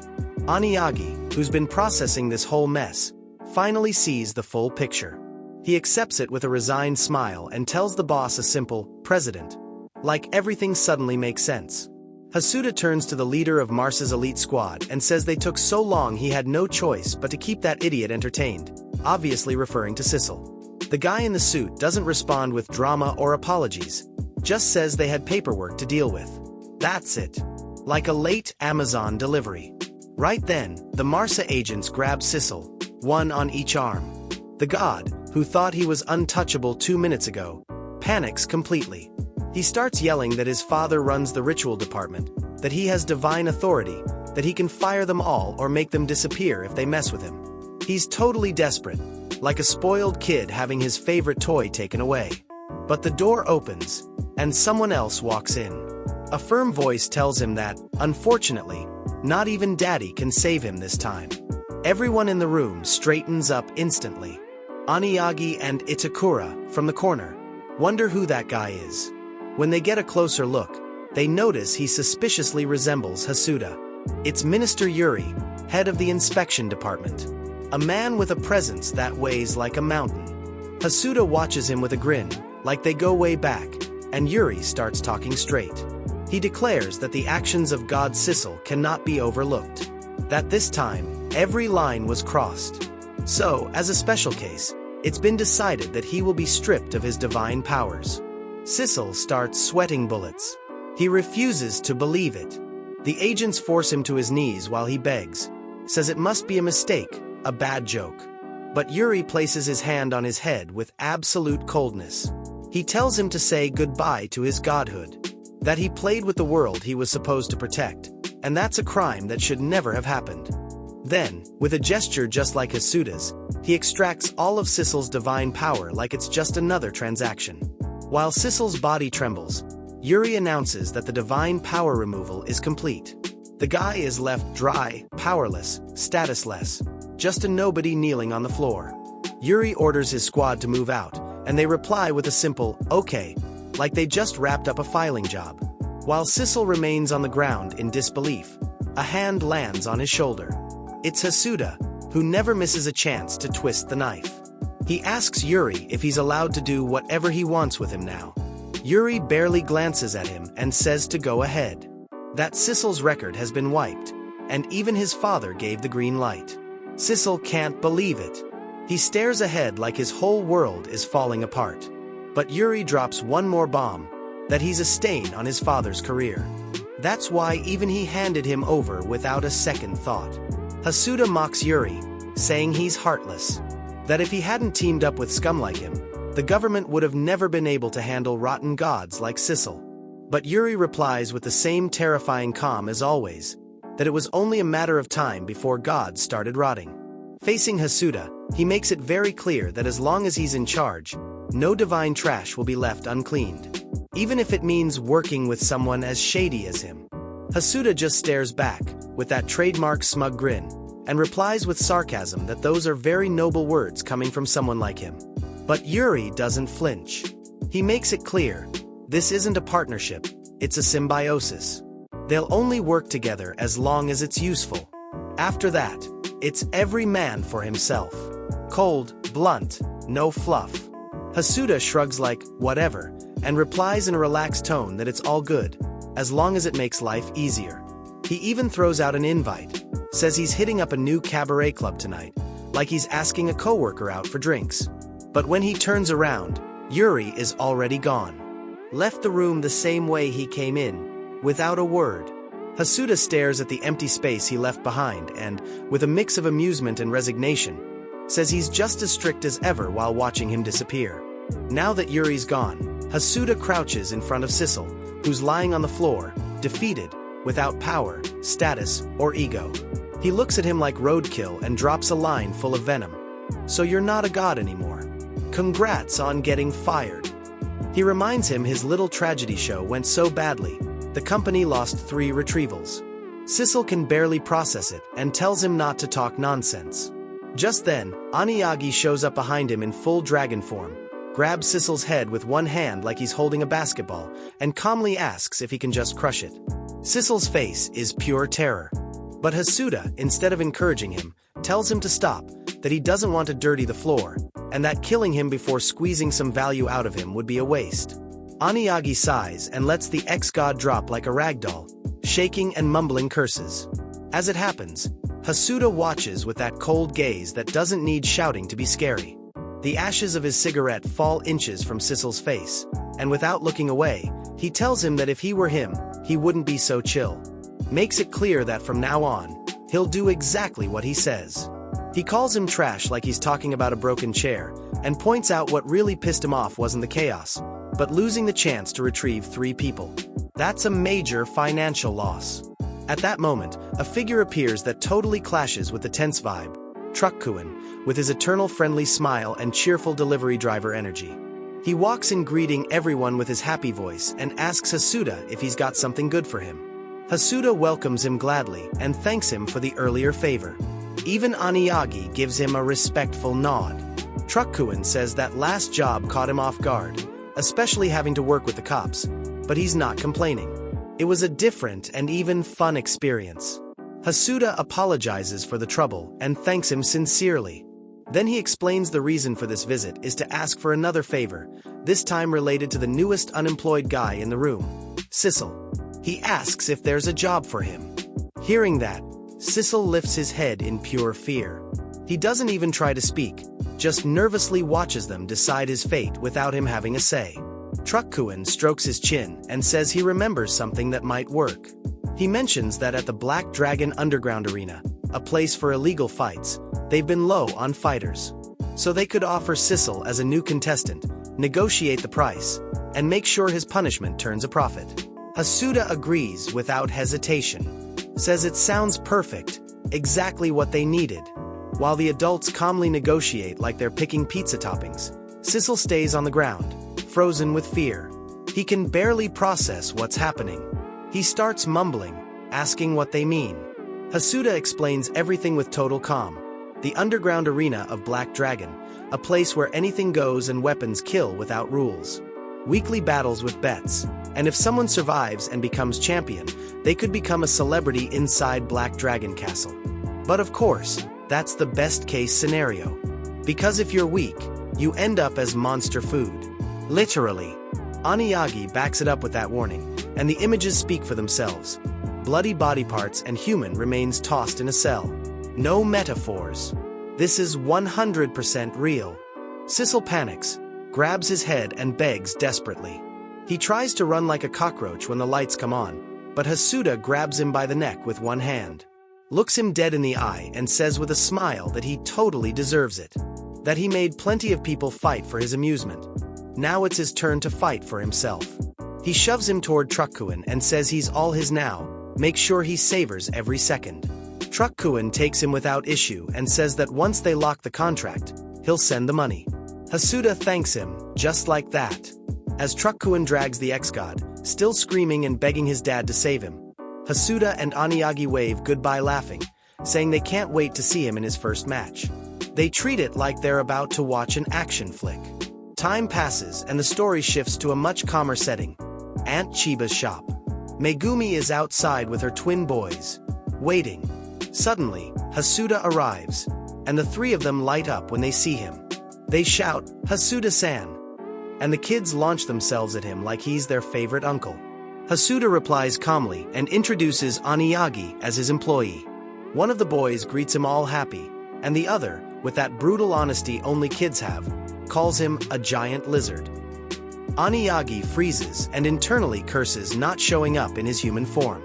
Megumi tells Hasuda that the police instructed her to wait there, and he replies that yes, everything's fine. Then they approach a vending machine that looks completely normal. Hasuda asks Aunt Chiba if they can use that door, and she casually gives her blessing. Megumi stares at the machine and asks if that's seriously a door. Hasuda simply presses a button, and the machine opens like it's the entrance to a secret base. Inside, there's a weird elevator straight out of a sci-fi anime. The kids instantly get hyped. They start fighting over who gets in first while Megumi watches with a face full of surprise. Hasuda calmly explains that once the elevator stops, they'll be back in their original world. Megumi thanks him from the bottom of her heart and steps inside with the boys. The twins wave goodbye to Hasuda and Mr. Lizard, and the door slowly closes. We see the elevator activate and travel through what looks like an interdimensional zone. In the blink of an eye, Megumi opens her eyes and is back in her world, in the middle of the night. She looks around in disbelief and realizes it's all real. She hurries home, heart pounding out of her chest. When she opens the door, she yells her sons' names. Kai, Sora. They're there, alive and well, playing video games like nothing happened. They yell "Mom!" and run toward her. Megumi hugs them with tears in her eyes, overwhelmed, telling them she's home. Meanwhile, back with our main guys, Hasuda and Aniagi walk through the alleyways of the district. Hasuda stops, looks at Aniagi seriously, and hits him with, "By the way, you were disappointed, right?" That look comes loaded, like he's making something very clear. Aniagi gets nervous instantly and apologizes without thinking. Says he really regrets his attitude. Hasuda tells Aniagi that at least he's honest, and that's already rare in the line of work they're in. Between the cigarette smoke and the neon lights of the city, he says that in this cutthroat world, there's no point pretending. Says you can't change your roots, and that he's nothing but a washed-up money hunter. He says it with a crooked grin, like he's accepted his own downfall without a hint of drama. Aniagi doesn't know what to say to that, so he awkwardly tries to change the subject, asking how come he's got connections with the cops. Hasuda chuckles a little, like he was asked about a crazy ex, and says it's not quite like that, more like a cursed relationship. But he doesn't stop there. He switches topics again like the last one wasn't worth continuing, and drops the bomb. By the way, the ex-god's first match. We're going to watch it. Aniagi looks at him for a second, then lights up and just says, "Okay," like he's been invited to an action movie he's been dying to see. They stroll off down the street, totally looking like underworld execs, while somewhere else, the vibe takes a sharp turn. A furious man slams a knife into a table, shouting at the air how the hell something like this could have happened. He's livid, veins bulging on his face and breathing hard. Turns out he's Sissel's father, dressed like a high-ranking government official, clearly outraged by what happened to his son. He looks frustrated, disappointed, and full of that quiet rage only people who think they're untouchable carry. He grits his teeth, curses Sissel for being a moron, and grabs his phone in anger. He dials someone, and without even greeting them, gives the order, "I want you to take care of him. Get rid of Hasuda." His eyes stare straight at a photo of Hasuda, pinned to the table with the same knife, like he's already signed his death sentence. Hasuda and Aniagi roll up to the goddamn betting arena. You know, the kind of place where the concept of rules packed its bags and fucked off years ago. Everything goes in there. Weapons, mutations, implants, and if you've got a demon on a leash like a fucking pit bull, that thing gets in for free. The crowd's going wild. The whole place reeks of sweat, cheap beer, and old blood.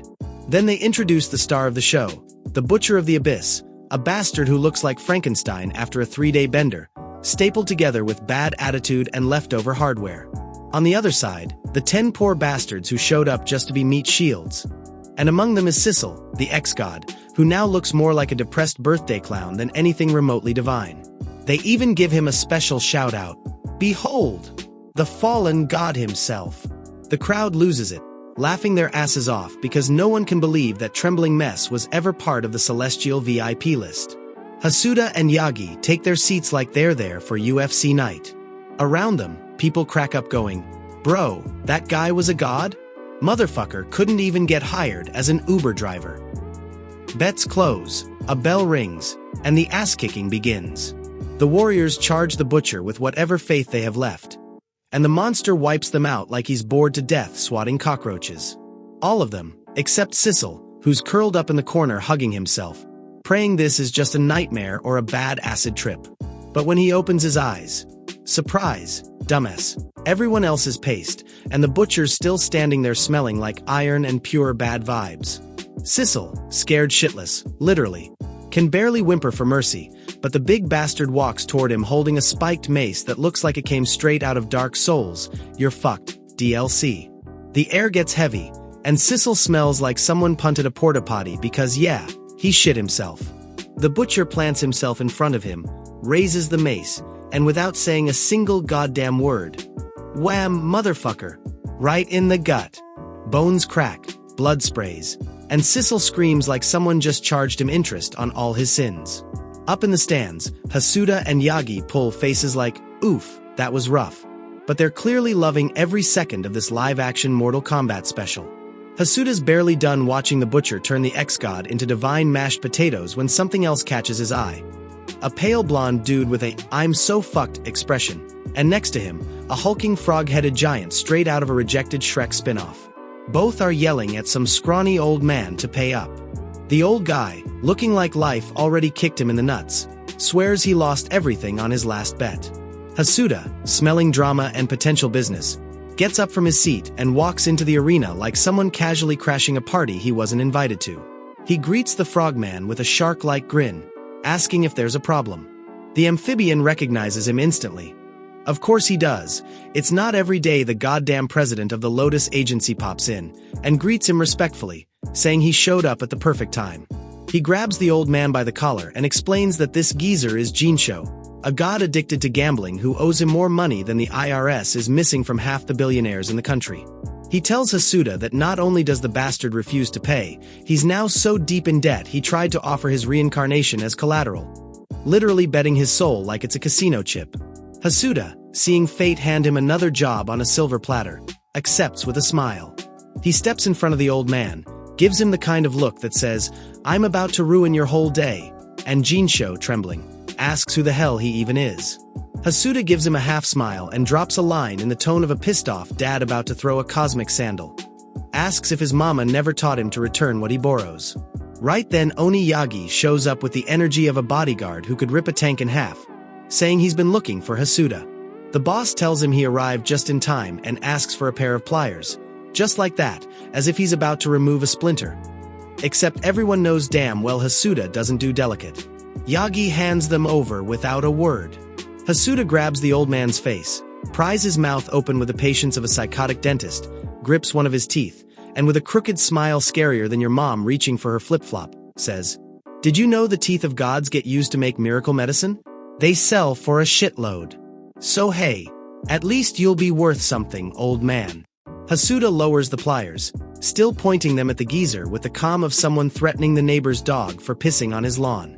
He asks about the supposed reincarnated kid he used as collateral, with the tone of, "Alright, explain your bullshit." Jinsho, sweating like a fake witness in court, stammers that the kid doesn't have any special abilities, nothing extraordinary, but he's in excellent physical shape, basically pitching him like he's posting a Craigslist ad. Hasuda watches him silently, one eyebrow raised, and after a few eternal seconds, says a dry, "And why should I care?" Then, with zero warning, yanks out a tooth like he's opening a beer bottle. The old man screams with pure regret, sobbing that the boy is actually some dungeon-crawling adventurer with tons of treasure and valuable loot, offering him up desperately as payment for the debt. Hasuda says nothing, just stares at him with the cold expression of an accountant who already knows you're never gonna pay. Finally, he answers that for now, he's taking another tooth, for interest. And he does. Another one for the collection. Meanwhile, everyone in the back, the blonde guy, the frogman, and even the goddamn heir, watch nervously, like they're attending a masterclass titled, "How to Collect a Debt from a Deadbeat God Without Losing Your Cool." Hasuda, unfazed, picks up the two bloody teeth, hands them to the blonde dude who was yelling at the old man, and tells him that should be enough to cover even the interest. Then he straightens his suit, turns around, and casually tells the frog boss he'll swing by to collect the rest after the next haul, like he just finished waiting in line at the DMV. Jinsho is left lying on the floor, spitting blood with a crooked smile, like deep down he knows he deserved every bit of that shit. Later, at the office, Hasuda's smoking his cigarette with his usual "God, I want this day to be over" face when Itakura, his secretary, always formal, always composed, walks in and hands him a report. It's the file on the world overseen by that gambling-addicted god, Jinsho. Hasuda thanks her with that boss tone that sounds polite but secretly means, "Thank fuck someone in this place actually works." Itakura, as unshakable as ever, explains that in that world, the entire economy is built around dungeons. Basically, it's a country full of people who think they're Link, living off diving into caves, killing creatures, and selling magical crap to make rent. Hasuda frowns and says that sounds like a massive pain in the ass. Oni Yagi, curious, asks if he's got something against dungeons. Hasuda doesn't even hesitate. He hates them. Hours walking around dark, damp, monster-smelling corridors sounds like a punishment straight from hell. He even brings up that basement they were thrown into the other day, saying it felt like Satan himself had designed the place. Oni Yagi mutters under his breath that maybe the boss is just a little bitch. Hasuda hears him and gives him a dry, huh, while the dragon pretends to cough to hide it. Before the tension can thicken, Itakura cuts back in with more info. She says that the reincarnated guy in that world has been part of several adventuring parties, but in every single one, everyone dies, except him.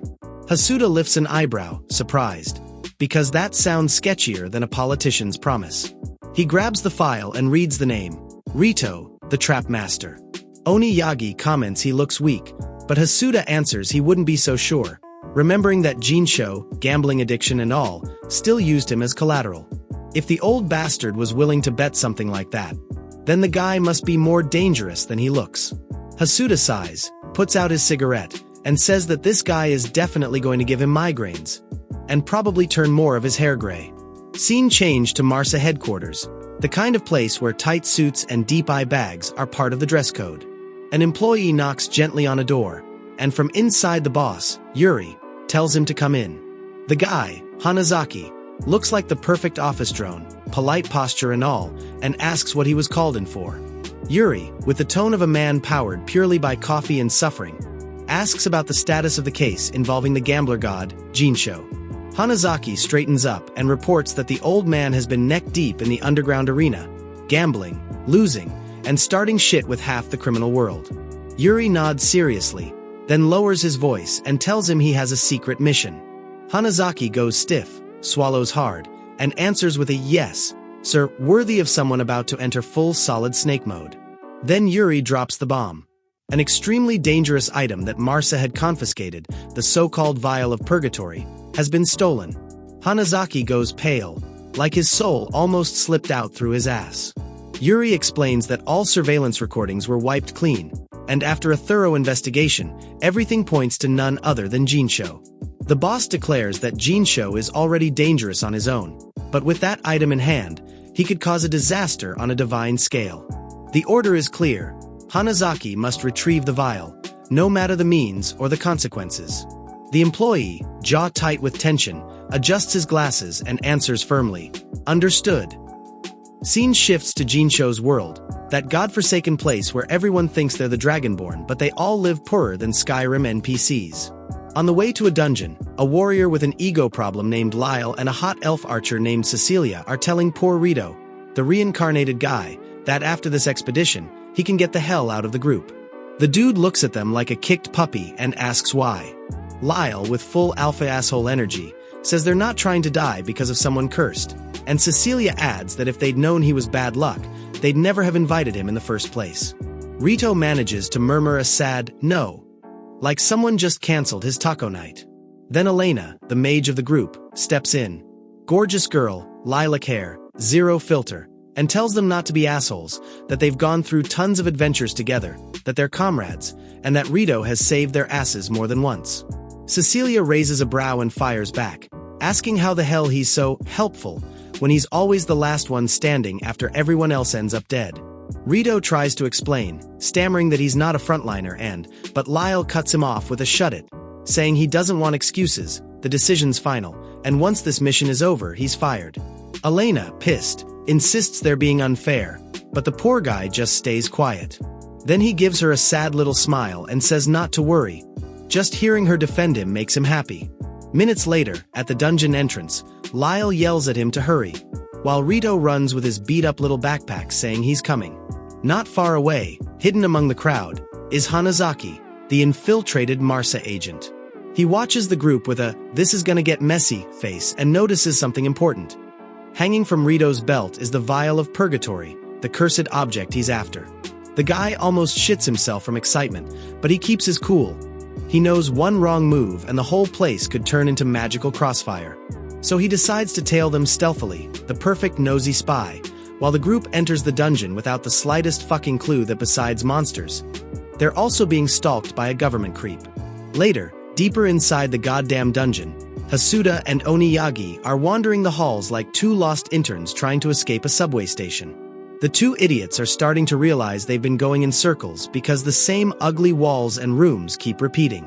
Hasuda, cigarette dangling from his mouth, complains that he fucking hates dungeons, that everything looks the same, like a maze designed by a stoned architect. Oniyagi laughs in his face and says the problem isn't the dungeon. It's that his boss couldn't navigate even with Google Maps, that he's basically Zorro from One Piece trying to find a bathroom. Hasuda gives him a, "say one more fucking word and I'll end you" look, then asks, very seriously, what the first rule of doing good business is. The dragon thinks hard, scratching his head like he just got hit with a pop quiz, and finally answers that the first thing is to greet politely and face to face. Hasuda smiles with satisfaction and says that's correct. Then suddenly the bastard starts stomping on the ground like he's summoning the productivity demon. And yeah, the hollow echo says loud and clear that there's a path underneath. Oni Yagi gives him a bro, that's cheating face, but the big lizard ain't about to be outdone. He lifts his fist and, bam, punches straight through the floor, smashing it open and sending both of them plunging down to the lower levels like they just ordered a one-way express elevator to hell. While those two play fucking Minecraft IRL, somewhere else in the dungeon Rito and his little adventure party have reached the final floor. In front of them stands a massive door, the kind that screams, "Get ready for treasure or die stupidly." Cecilia the elf, ass perked up and voice dripping with annoyance, says it feels anticlimactic getting here this easily. Elena, the gorgeous lilac-haired mage, reminds her that the only reason they didn't end up skewered or roasted alive is thanks to Rito, the skinny kid who knows every trap like he's got the dungeon's source code. She insists they should rethink kicking him out, because without him they'd already be decorating the place as Halloween skeleton props. But Lyle, being the same dick he always is, says there's nothing to discuss. The decision is final. Elena starts to argue, but poor Rito puts a hand on her shoulder, so humble it hurts, and thanks her again for defending him. The guy is so damn nice it's infuriating, like those people who say, "I'm okay," while life is beating the shit out of them. Anyway, they open the final door with all the excitement in the world. And there's jack shit inside. Completely empty. No treasure, no monster, not even a shiny pebble. Just air and disappointment. Lyle stares like a dumbass, complaining that this should be the final room. He was at least expecting a dragon, a chimera, or some death trap to justify the hike. The others start whining that the whole expedition was a goddamn waste of time, that they didn't even get a rusty dagger out of it. The only thing in the room is a huge hole in the wall, like someone already came in, beat the boss to a pulp, and looted everything. And just when they're all standing around thinking, we didn't even get a souvenir, a loud noise echoes behind them and, slam! The door shuts by itself. Loud enough to make everyone's asshole tighten in sync. Lyle instantly whips around and glares at Rito like a rabid dog, accusing him. Did he close the door? Rito almost pisses himself and swears he didn't touch anything, not even the knob. Cecilia tries to open it, but nope. Not happening. The door is sealed tighter than an incel's chastity belt. Lyle, neck vein about to explode, screams at Rito that he was the only one near the damn door. What the hell is he plotting? Elena tries to calm him down, but he's in full meltdown mode, like a jealous boyfriend finding suspicious texts. Then Cecilia frowns, lifts her elf ears, and says she hears something big. She yells at them to get ready, and not even a second later, out of the hole in the wall bursts a fucking hydra the size of a 2-story apartment. Multiple heads, razor teeth, and a face that says, "I'm about to turn you into paste." Everyone shits themselves instantly, but Rito wins the prize. His legs shake like a drunk dude doing a sobriety test. The group is clueless. They're asking how the hell a monster like that is in a low-level dungeon. This is final boss Elden Ring shit. Lyle, more pissed than scared, yells at Rito to do something about the door already, to stop shaking like a broken blender. Rito, stuttering, just manages to squeak out an "okay," while the Hydra lines them up with one of its snarling heads. From the monster's mouth fires a massive green beam. Lyle barely manages to shield himself, but the blast is so corrosive his shield melts like cheese in a microwave, and his arm gets roasted, smoke rising off it. Cecilia immediately takes aim, shoots an arrow right into one of the Hydra's eyes. Bullseye. The beast writhes in pain, and everyone gets that microscopic flash of hope that lasts about as long as I do in bed. Because the hope dies instantly. The monster's eye regenerates like it just rubbed some goddamn Neosporin on it. Within seconds, the Hydra's perfectly fine again and ready to fuck them up. The group's faces are pure despair. They know they're more screwed than minimum wage workers during tax season. Lyle screams at Rito again, practically foaming at the mouth, asking if he still hasn't opened the fucking door. What the hell is he waiting for? Poor Rito's fingers are shaking, spell after spell flying at the door, but nothing works. The door doesn't even wiggle. And while panic swallows them whole, the Hydra starts charging another attack, this time with 3 main heads, glowing green like a cheap neon motel sign. Lyle understands everything. They're fucked. No defense, no escape, no chance of playing dead. Everyone starts yelling at Rito to hurry, throwing for the love of God, "Do something, you useless piece of shit," at him. Even Elena begs him to hurry. The Hydra is seconds away from vomiting its acid doom when a massive cracking sound echoes. The ceiling trembles, splits, and then fucking collapses like Godzilla stomped the building. Dust, rubble, chaos everywhere. The adventurers cover their heads, coughing, clueless about what the hell just happened. Then they look up and see a giant hole in the ceiling, so big it looks like someone decided to enter by skipping the whole door concept entirely. And through the smoke and broken stone they wonder, did someone just save them? The Hydra is fucking flattened, crushed under the debris like a cockroach in a Chankla massacre. Through the dust, 2 silhouettes descend with the calmest attitude in the multiverse.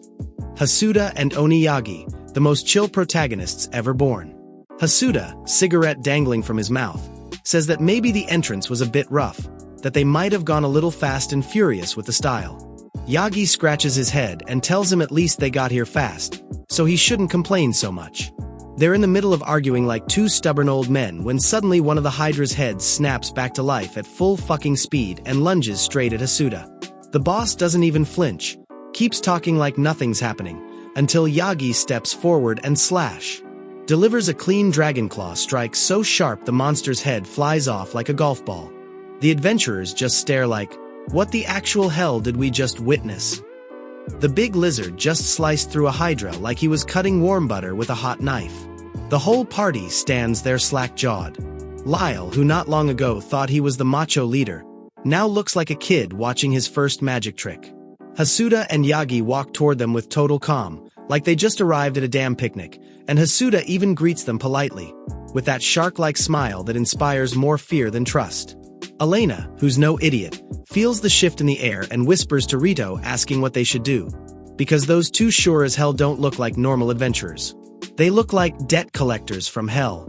Hasuda hears her and tosses a venomous comment straight at the skinny kid. What's wrong? Is he not planning to help his dear teammates? Rito stays silent, face dark and serious, like someone just scrolled through his browser history in front of his mom. Hasuda keeps his composure, flashes that mocking smile of his, and says he figured as much. That Rito isn't going to help them, because from the very beginning he's the one who's been trying to kill them. That he is the mastermind behind all the chaos. The adventurers whip their heads toward Rito, eyes wide like someone just told them their mom was a crime boss. Rito stiffens and swallows hard. Hasuda continues calmly, then drops a bomb straight on his ego. Isn't that right, Rito? Or maybe he should call him by his real name, Suzuki Tadashi. And that hits like a truck. The poor bastard looks like his soul just slipped out the back door. His expression is pure, oh fuck me, because he still can't believe this sharp-dressed man somehow knows the full legal name he used back when he still paid taxes in Japan. But Elena, sweet face and all, steps forward, trying to stand between them like a human shield. She challenges them, asking who the hell they are and what they want with her teammate. Hasuda, cigarette dangling in patience of a saint who already cashed his paycheck, answers casually that they shouldn't worry. They're just here to collect Rito's power. Just like that. As if he were talking about picking up an Amazon package. And right then, the skinny bastard starts laughing. But not normal laughing, no. He lets out a full villain cackle, the kind that makes you wonder if he snapped a screw loose or shoved something up his ass for fun. He laughs hard, mocking them, saying that just like he'd heard, the guys in front of him really do look like mobsters. Everyone freezes. Lyle and Cecilia stare at him like they just watched their buddy turn into the Joker. Even Hasuda and Oniyagi glance at each other like, this dude finally lost it. Rito keeps smiling like a fresh out the asylum psychopath. He throws them a twisted grin and taunts them without fear, telling them that if they think they can collect his power, he'd love to see them try, those fucking Lotus Collection agents. And that finally chills the room. Hasuda and Yagi are genuinely surprised, because the skinny bastard just revealed he already knew who they were. Not only did he recognize them, he knew exactly why they came, even before they got there. Rito doesn't beat around the bush and drops the truth with impressive shamelessness. He tells the collectors that, thanks a lot, but because of them his whole damn plan just went down the drain. And it's not like he had a heroic escape plan, no. What this psychopath actually wanted was a front row seat to watch these idiots, referring to his own teammates with all the love in the world, die in the most miserable and painful way possible. Upon hearing such a declaration, the group freezes completely. The shock is so great that Lyle and Cecilia, who minutes ago were treating him like trash, now confront him with a mix of fear and disbelief, demanding to know what the hell that means and asking him, almost begging, to quit the sick jokes. But Rito is done playing games. He turns toward them with a coldness that chills the air, and suddenly, his eyes begin to glow with magical intensity. Without moving a single muscle, he makes the ceiling debris start floating around him, and with a simple gesture of annoyance, he hurls them violently against them while muttering that they are being way too loud. Elena, desperate, tries to react to save them, but the speed of the attack completely outclasses her. It is too late. The debris falls with brutal force, crushing Lyle and Cecilia mercilessly and leaving them lying on the ground with deep wounds that don't look good at all. While all this happens, Hasuda and Oniyagi watch the scene in absolute silence, not intervening yet, but with an expression on their faces that says it all. The urge to beat the living hell out of this guy is rising to dangerous levels. Rito, feeling like the lord and master of the place, throws out a new provocation saying it's time to put them to the test. Immediately, the walls decide to join the party and cannons emerge from them, completely surrounding our protagonists, turning the room into a death trap.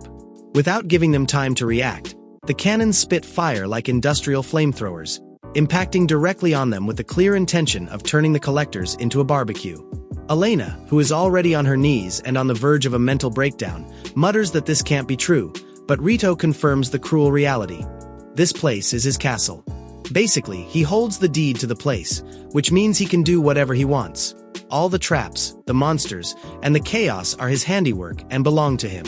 Still in shock, Elena questions him if he was deceiving them this whole damn time. Rito, far from apologizing, throws the question back with venom. And weren't you guys looking down on me this whole time? Elena tries to deny it, saying that's not true, but Rito, with a shadowy expression that gives you the creeps, cuts her off, dryly telling her to please save the drama, accusing her of just pretending to pity him all this time. Elena is left speechless, unable to process such an accusation. Meanwhile, Rito shifts his attention to the fire and wonders aloud if our boys have already been reduced to ashes.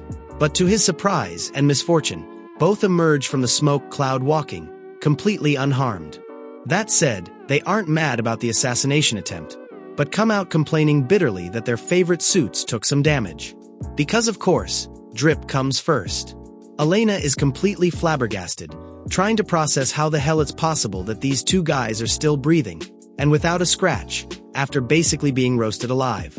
But Rito, far from being scared because his death trap failed, lets out a maniacal laugh, the kind that confirms sanity left the chat a long time ago. And the thing is, just as his patron warned him, these collection agents are tough cookies and extremely resilient, so seeing them standing only confirms that the intel he received was top-tier quality. Hasuda, for his part, doesn't even flinch at the psycho laugh. With an almost casual curiosity, he decides to seize the moment to interrogate him and asks directly what else that good-for-nothing god told him. But Rito isn't here to give explanations. He flatly refuses to respond to the provocation and decides it's time to stop playing around. He reaches for his belt and pulls out the object that will change the rules of the game, the infamous vial of purgatory. In that instant, the story throws us a quick flashback so we understand the context of that dangerous toy. We see the exact moment Jinsho handed the artifact to Rito, giving him precise instructions like a recipe for disaster. He specifically told him that, when they appeared, he shouldn't hesitate to use it. The promise was clear and tempting. If everything goes according to plan and he uses the vial, he guarantees he will obtain unimaginable power. Back in the present, Hasuda notices the kid isn't going to spill the beans about his chat with the god, and with professional coldness, tells him he's right. He admits that, at the end of the day, divine gossip isn't really his business and that he has a job to do. So, without further ado, he announces with total tranquility that they will simply proceed to do what they came to do, the collection. But Rito has no intention of letting himself get caught, so he takes the vial of purgatory and throws it straight at them like a magic grenade. Hasuda, showing reflexes that don't match his lazy attitude, reacts instantly and lands a kick on Yagi to violently push him out of the blast zone. Yagi goes flying and complains a bit about the pain, asking indignantly why the hell he did that. But there is no time for explanations. As soon as the vial hits the ground, it shatters into pieces, releasing an energy with galactic colors that envelopes Hasuda completely in an impressive light show. Immediately after, the vial reconstructs itself on its own as if time had reversed, sucking and storing all that energy back inside it. And when everything calms down, Hasuda is gone. Next to the artifact, the only thing left as a trace of his existence is his cigarette, still lit on the floor. Yagi is left completely confused, staring at nothing and wondering where the hell the president is. Rito, feeling like the absolute winner, crouches down to pick up the artifact while mocking shamelessly, commenting that he had been warned that the old man was very powerful, but apparently the rumors were pure hype. The dragon explodes with rage, calls him a bastard, and demands to know what he did to the president. Rito answers with astonishing coldness that the old man is now trapped inside the vial. Yagi, desperate, screams at him not to talk nonsense, refusing to believe his boss fell so easily, while Rito is already ignoring him olympically, lost in his own thoughts about what kind of broken power he should ask for as a reward for his great feat. Right at that moment, someone else bursts onto the scene ordering Rito to stop right there. Yagi recognizes him instantly. It's the stiff guy who was at the office a few days ago. The man formally introduces himself as Hanazaki, from the feared inspection division of Marsa. Rito, far from being scared, lets out an annoyed groan at the arrival of another pest, but immediately smiles with malice and tells him he's too late, while showing off the vial in his face like a trophy. Upon seeing the object, Hanazaki starts to break out in a cold sweat, realizing the artifact has already been used, which unleashes panic in Yagi, who demands to know what the hell that bottle is. Hanazaki drops the bomb and explains what the vial of purgatory is. An extremely dangerous artifact capable of sealing even gods, no matter how broken their powers are. And to top off the bad news, he adds the worst part: that thing cannot be opened from the inside. While Rito pockets the artifact with total tranquility, Yagi starts to worry seriously about the president's fate. But Hanazaki doesn't hesitate. He declares there is no other option and that, in order to secure the objective, he will recover the artifact using brute force. And to make it clear he isn't playing, he materializes in his hands a bow and arrow made of pure electricity and energy, aiming straight at Rito. Hanazaki doesn't hesitate and shoots straight at him with every intention of frying him. But Rito, with the laziness of someone swatting a fly, simply extends his arm and stops the attack dead with a magic barrier. With a look that no longer has anything submissive about it, he blurts out that enough acting is enough, that it's time to stop pretending he's weak. Yagi and Hanazaki are left shocked, feeling the skinny guy's power level skyrocket instantly. And then the evil architecture show begins. The castle floor starts to warp, turning into cubes, and from the underground, an entire army of skeletons equipped with armor and swords begins to sprout, ready for war. Rito, very comfortable in his final boss role, sits on his throne and announces with a sadistic smile that he's going to have quite a bit of fun playing and torturing these little flies to death.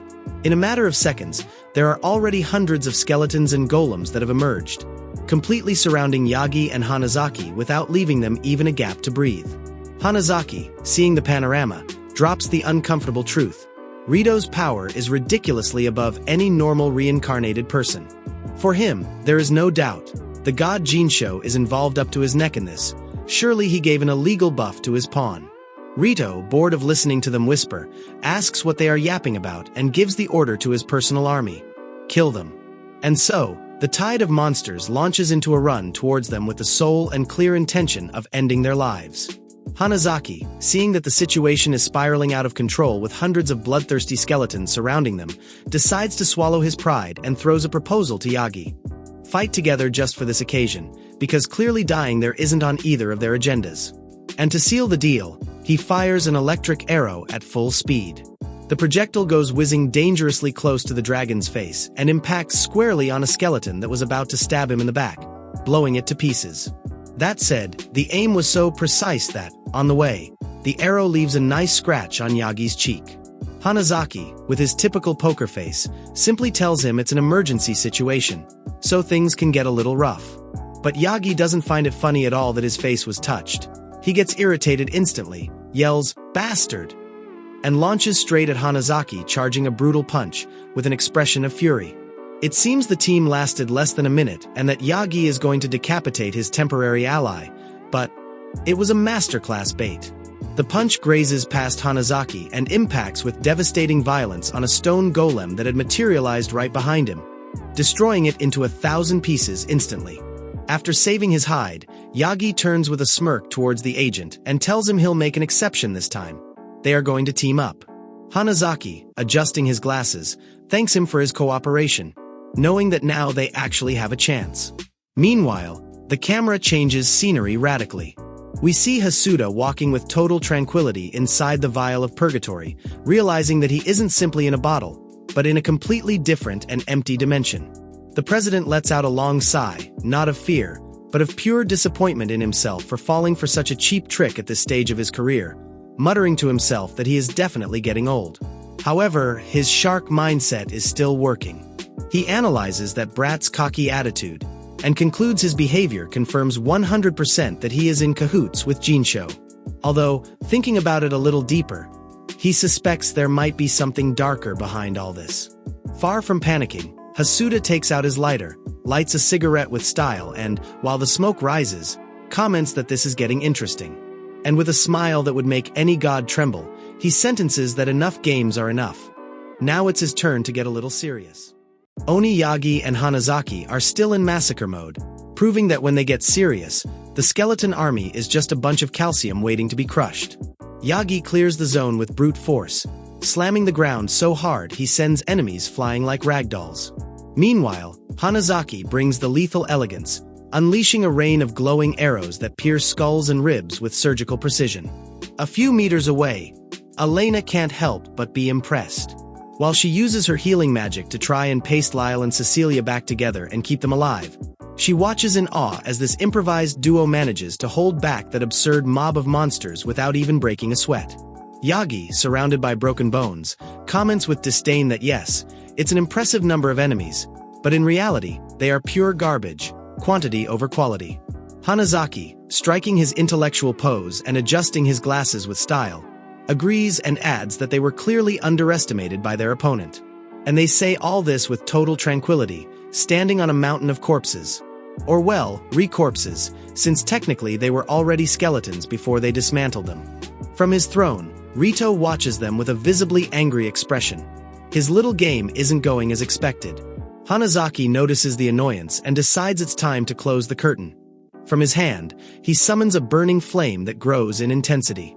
Without hesitation, he launches it straight at Rito, and in the air, the fire takes the majestic shape of a phoenix, ready to incinerate the villain. But Rito doesn't even flinch. With an expression of total boredom, like someone swatting a fly, he raises a magic shield and stops the spectacular attack like it was nothing.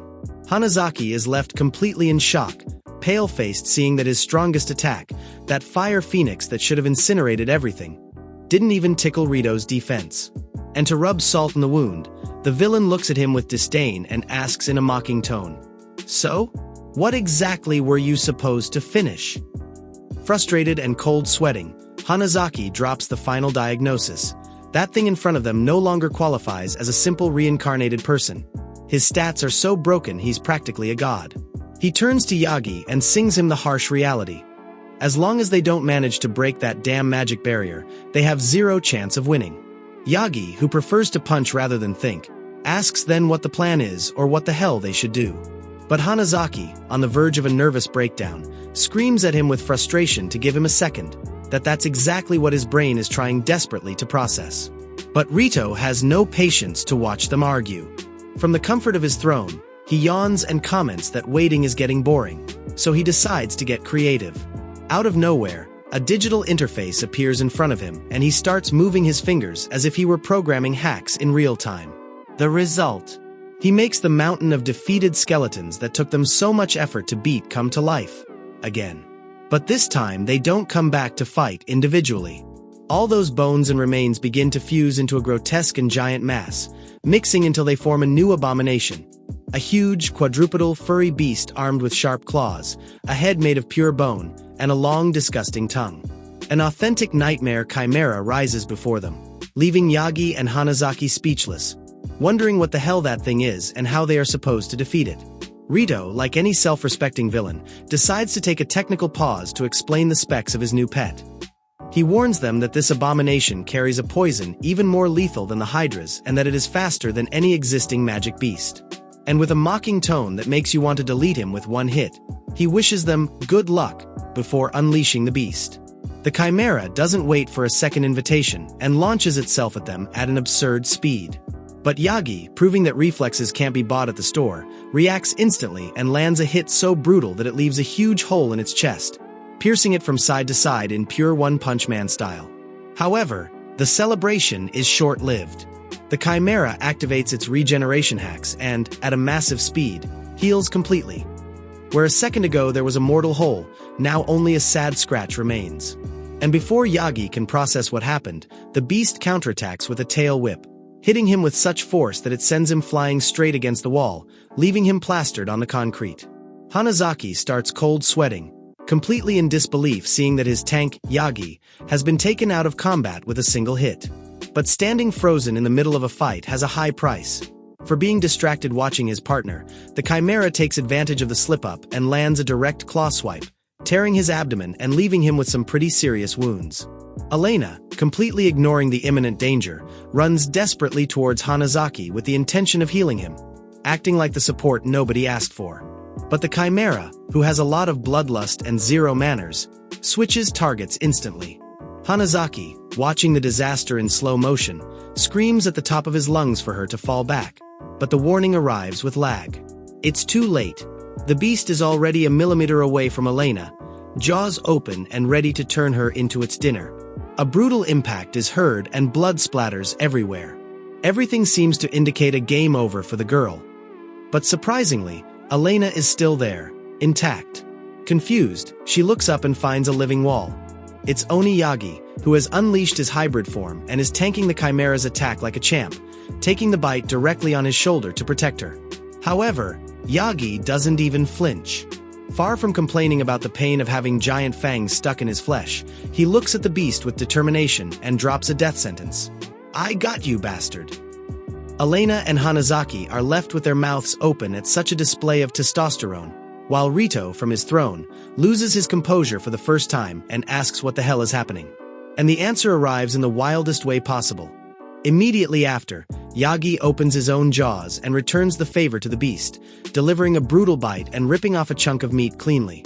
Rito is left completely shocked, watching live and direct as his enemy is having his pet for lunch. The chimera tries desperately to activate its regeneration, but Yagi has entered frenzy mode and keeps taking bites at an absurd speed, eating so fast that the beast's regeneration simply can't keep up with the dragon's appetite. Rito, fed up with watching his pet become the enemy's lunch, decides to bring out his programmer skills again and, with a simple command, makes the chimera disappear from existence. Right at that instant, the adrenaline leaves Yagi, who finally collapses to the ground, defeated by the brutal blood loss after his feast. But Rito gives no truce. With a digital snap, he summons the chimera again, which appears respawned, with the health bar at max and shiny as new. Elena goes into absolute panic, and rightly so. Yagi is on the ground and Hanazaki is wounded, which means her tanks and attackers are practically out of combat. Rito lets out a ruthless laugh, enjoying the smell of desperation, and while insulting them calling them useless, orders his Chimera 2.0 to proceed to end their miserable lives.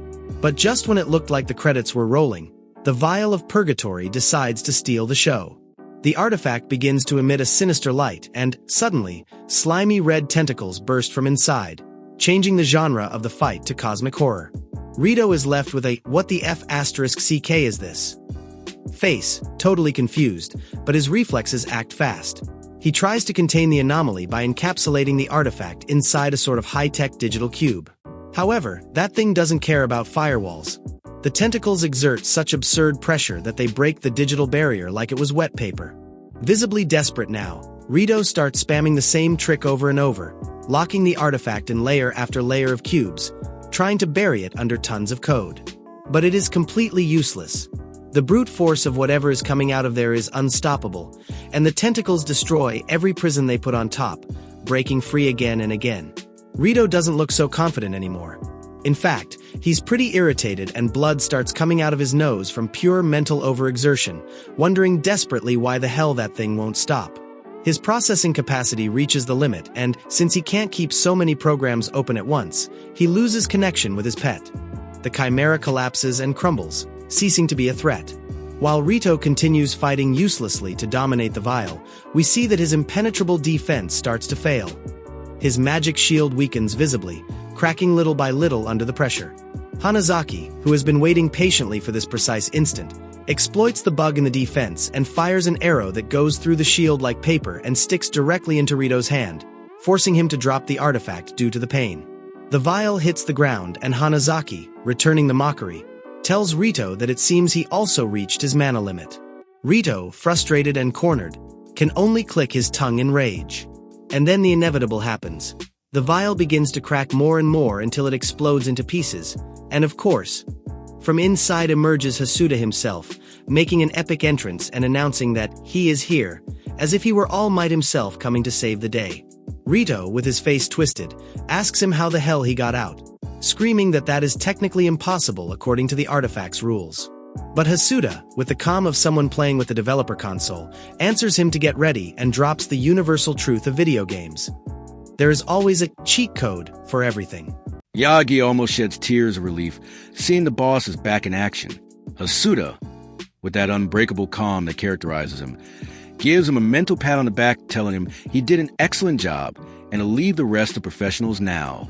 Meanwhile, Hanazaki has his perception of reality totally altered, racking his brain trying to understand how the hell this guy got out of the vial. It was supposed to be literally impossible to escape from there.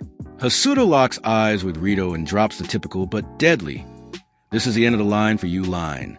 Rito starts cold sweating and complaining like a kid whose controller got unplugged, whining that this wasn't what Jinsho had promised him. Hasuda, activating his intimidating mode, mocks him to his face telling him that, apparently, his great master plan went straight down the drain. And if you're wondering how he escaped, well, it turns out minutes earlier, while he was trapped in that glass jar, Hasuda simply decided to stop playing around. He got serious and unleashed his power, summoning a tide of gigantic tentacles. Things got so out of control that the tentacles reached the very limit of that pocket dimension. Hasuda noticed the walls of the space were starting to crack, so he said, "Why not?" and pushed harder. Yes, gentlemen, the guy literally broke the dimension through sheer brute force because the space couldn't handle so much power.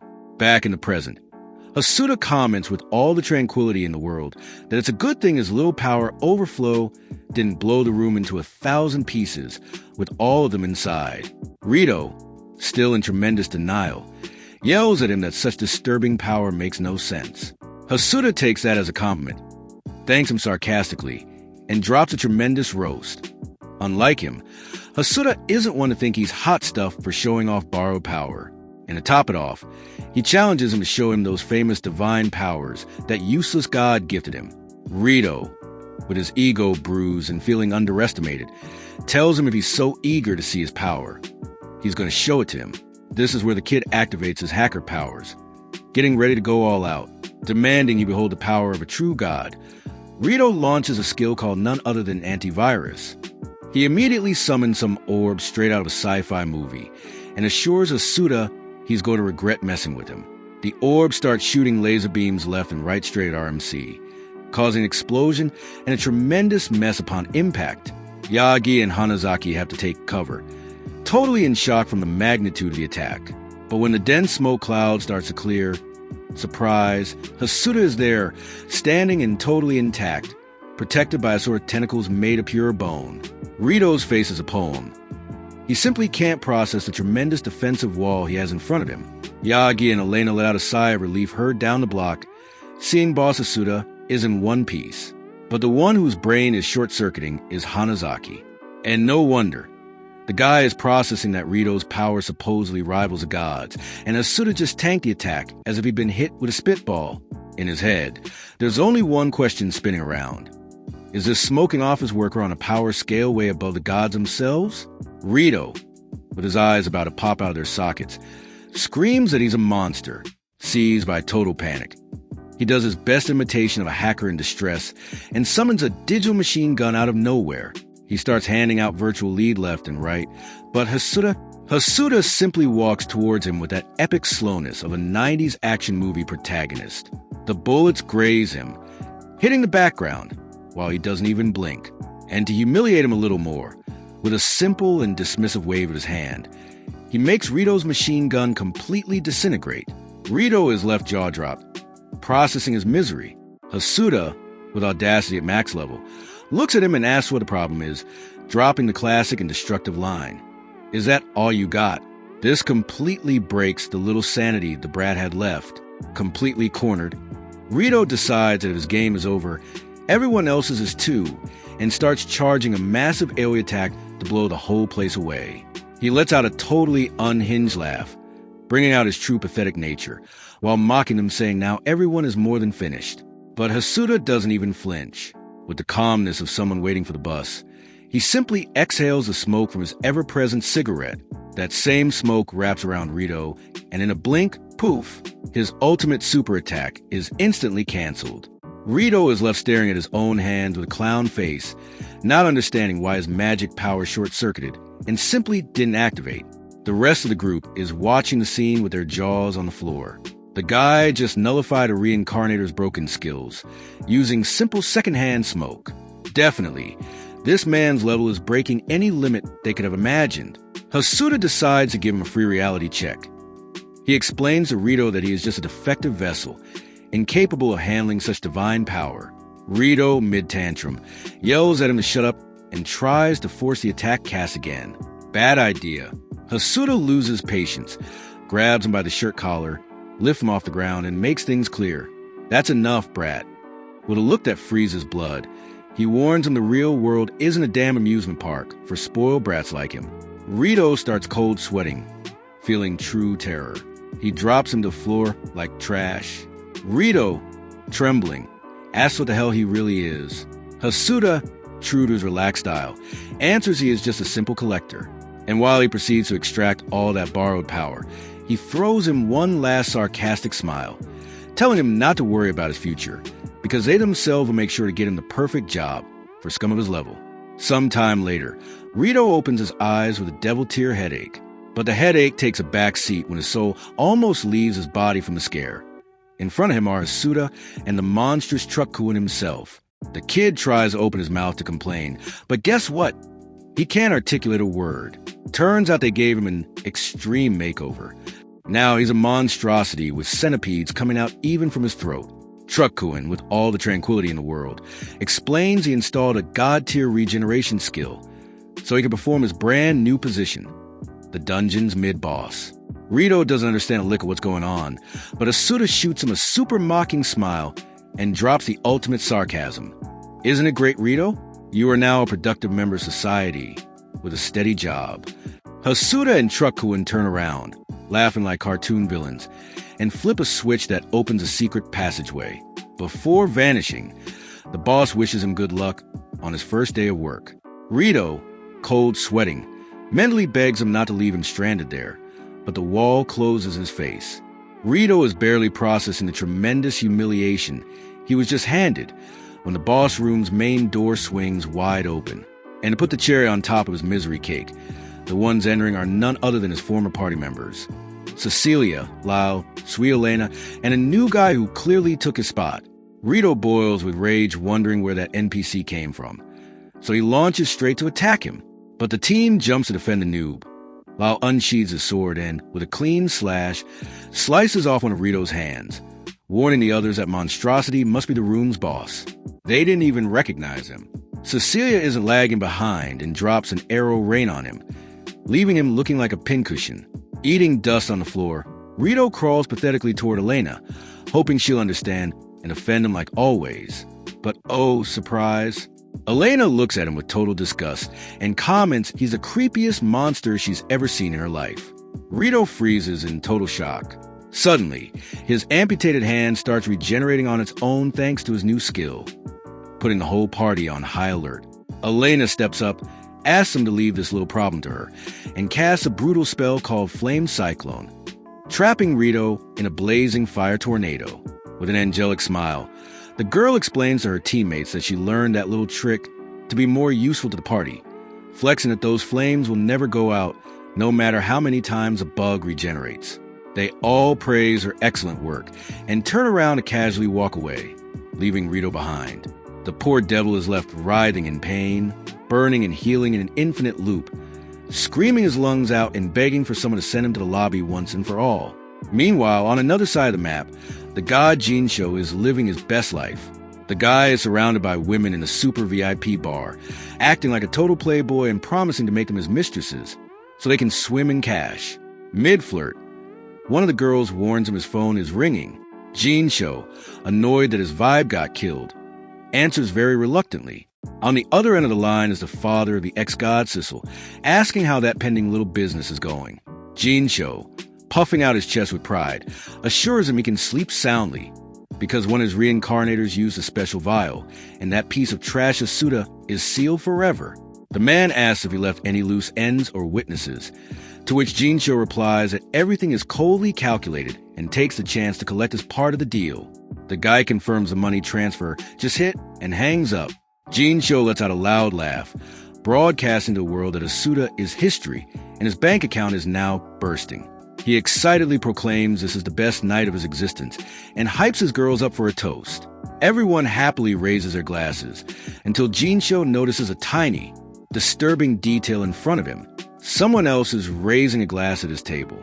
It's Asuda, with scary calmness and dripping with sarcasm. The office worker says, "What's up?" "That piece of trash at your service." All the color drains from Jinsho's face. Pure disbelief and terror. Trembling, he asks how the hell it's possible he's sitting there. But before getting an answer, the door opens and another guest joins the party.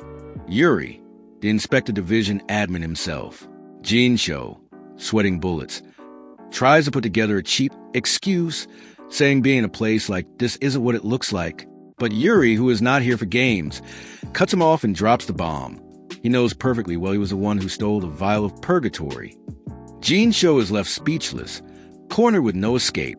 Hasuda, showing off his impeccable manners, turns to the ladies and kindly asks them to leave the premises because they are about to discuss some very important business with this gentleman.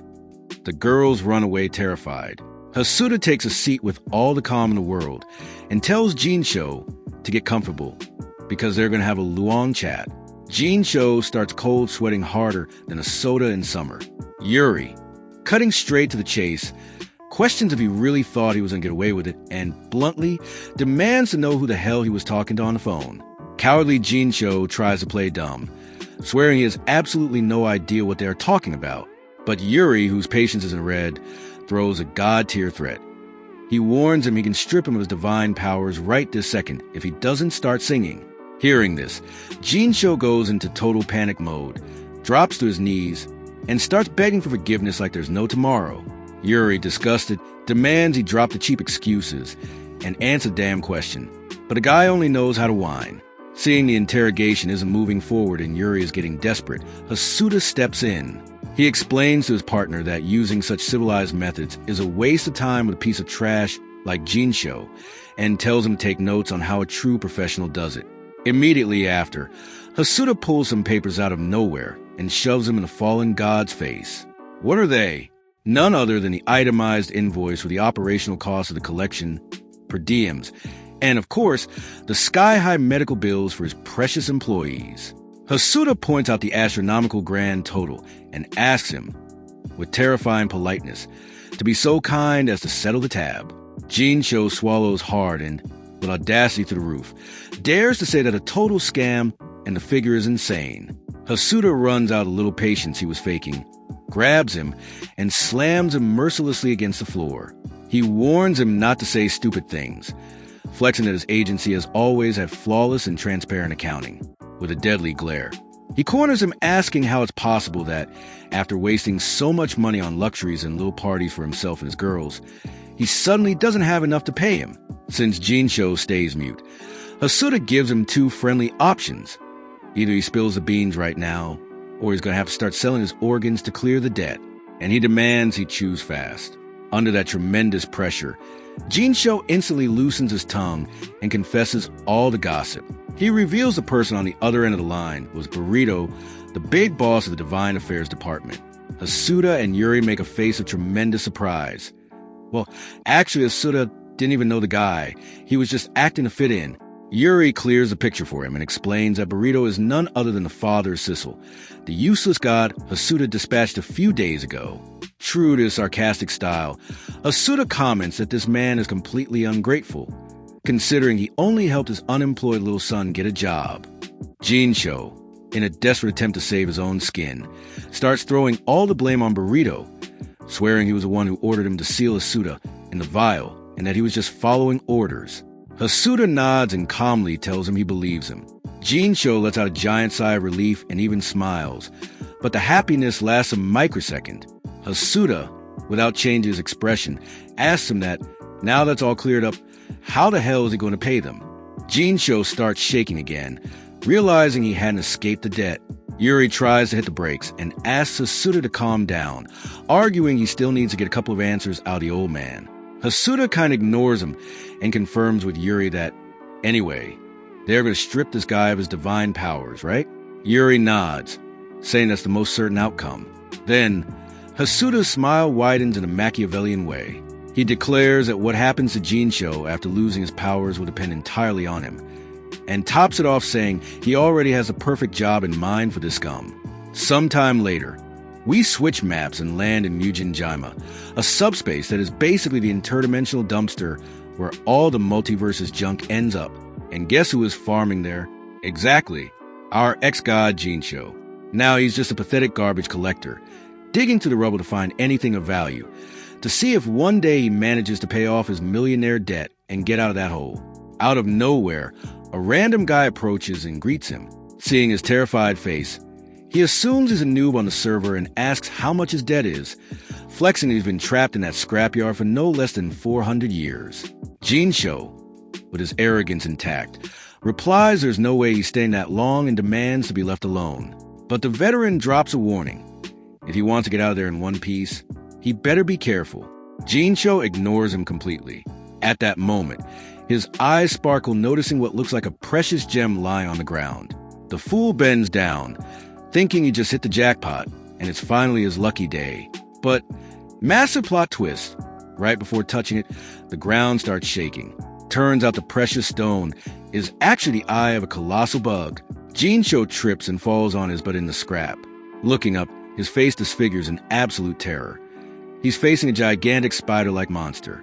Without even giving him time to blink, the beast lunges at him and, with a clean slash, slices off one of his arms. Jinsho lets out a heart-wrenching scream, crying rivers and totally in shock from his brutal physical nerf. The guy from earlier, watching from afar, reminds him with an "I told you so" tone that he warned him to be careful. He explains that Scrapyard is a nest of those adorable creatures called scavengers, which have the tiny flaw of not distinguishing between a piece of scrap and a living snack. Crying like a baby, Jinsho asks what the hell he's going to do now without his arm. The guy, very casually, tells him not to cry, that there's a solution for everything. Immediately after, he takes off his hat and shows him his head, or what's left of it. Turns out the guy has half his head made of pure cheap scrap, product of an improvised surgery after losing half his brain. Jinsho looks at him with bulging eyes, living a nightmare in the flesh. The veteran smiles with an unhinged grimace and wishes him all the luck in the world to escape the scrapyard before he loses what's left of his original body. Jinsho can only scream in pure panic, while an entire group of scavengers start surrounding them. Meanwhile, in an infinitely more relaxed setting, we have Hasuda having a nice lunch with his sidekick, Truck-kun. Between bites, the boss asks how his dear Jinsho is doing.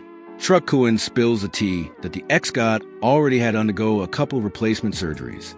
Hasuda, knowing the business well, admits that a total scam. Those surgeries are insanely expensive. They only install rusty pieces of trash, and to top it off, they add the cost of your debt. Basically, it's a bottomless pit design, so you never get out of there, not even if you pray to the saints. Hasuda comments, with zero remorse, that he feels a little pity for him, because it's almost a given that Jinsho will never leave that scrapyard. Truck-kun laughs and tells him he's completely heartless, considering he was the one who sold him to that place. Then he points out a small logistical detail. What they got paid for selling Jinsho doesn't even come close to covering the astronomical debt he had pending. So he asks what the plan is. Hasuda, with that smile of someone who has the game totally under control, answers that obviously he is going to collect the rest of the tab from Jinsho's ex-boss, the mastermind behind the whole circus, Burrito. Truck-kun's eyes go wide as plates, and he warns him that Burrito isn't just any NPC. He's a big fish in the divine department, and messing with him could unleash a war. Hasuda couldn't care less. He gets up from the table with absolute calmness, leaves some bills to cover the check, and, without losing a drop of style, assures him he is simply going to do his job.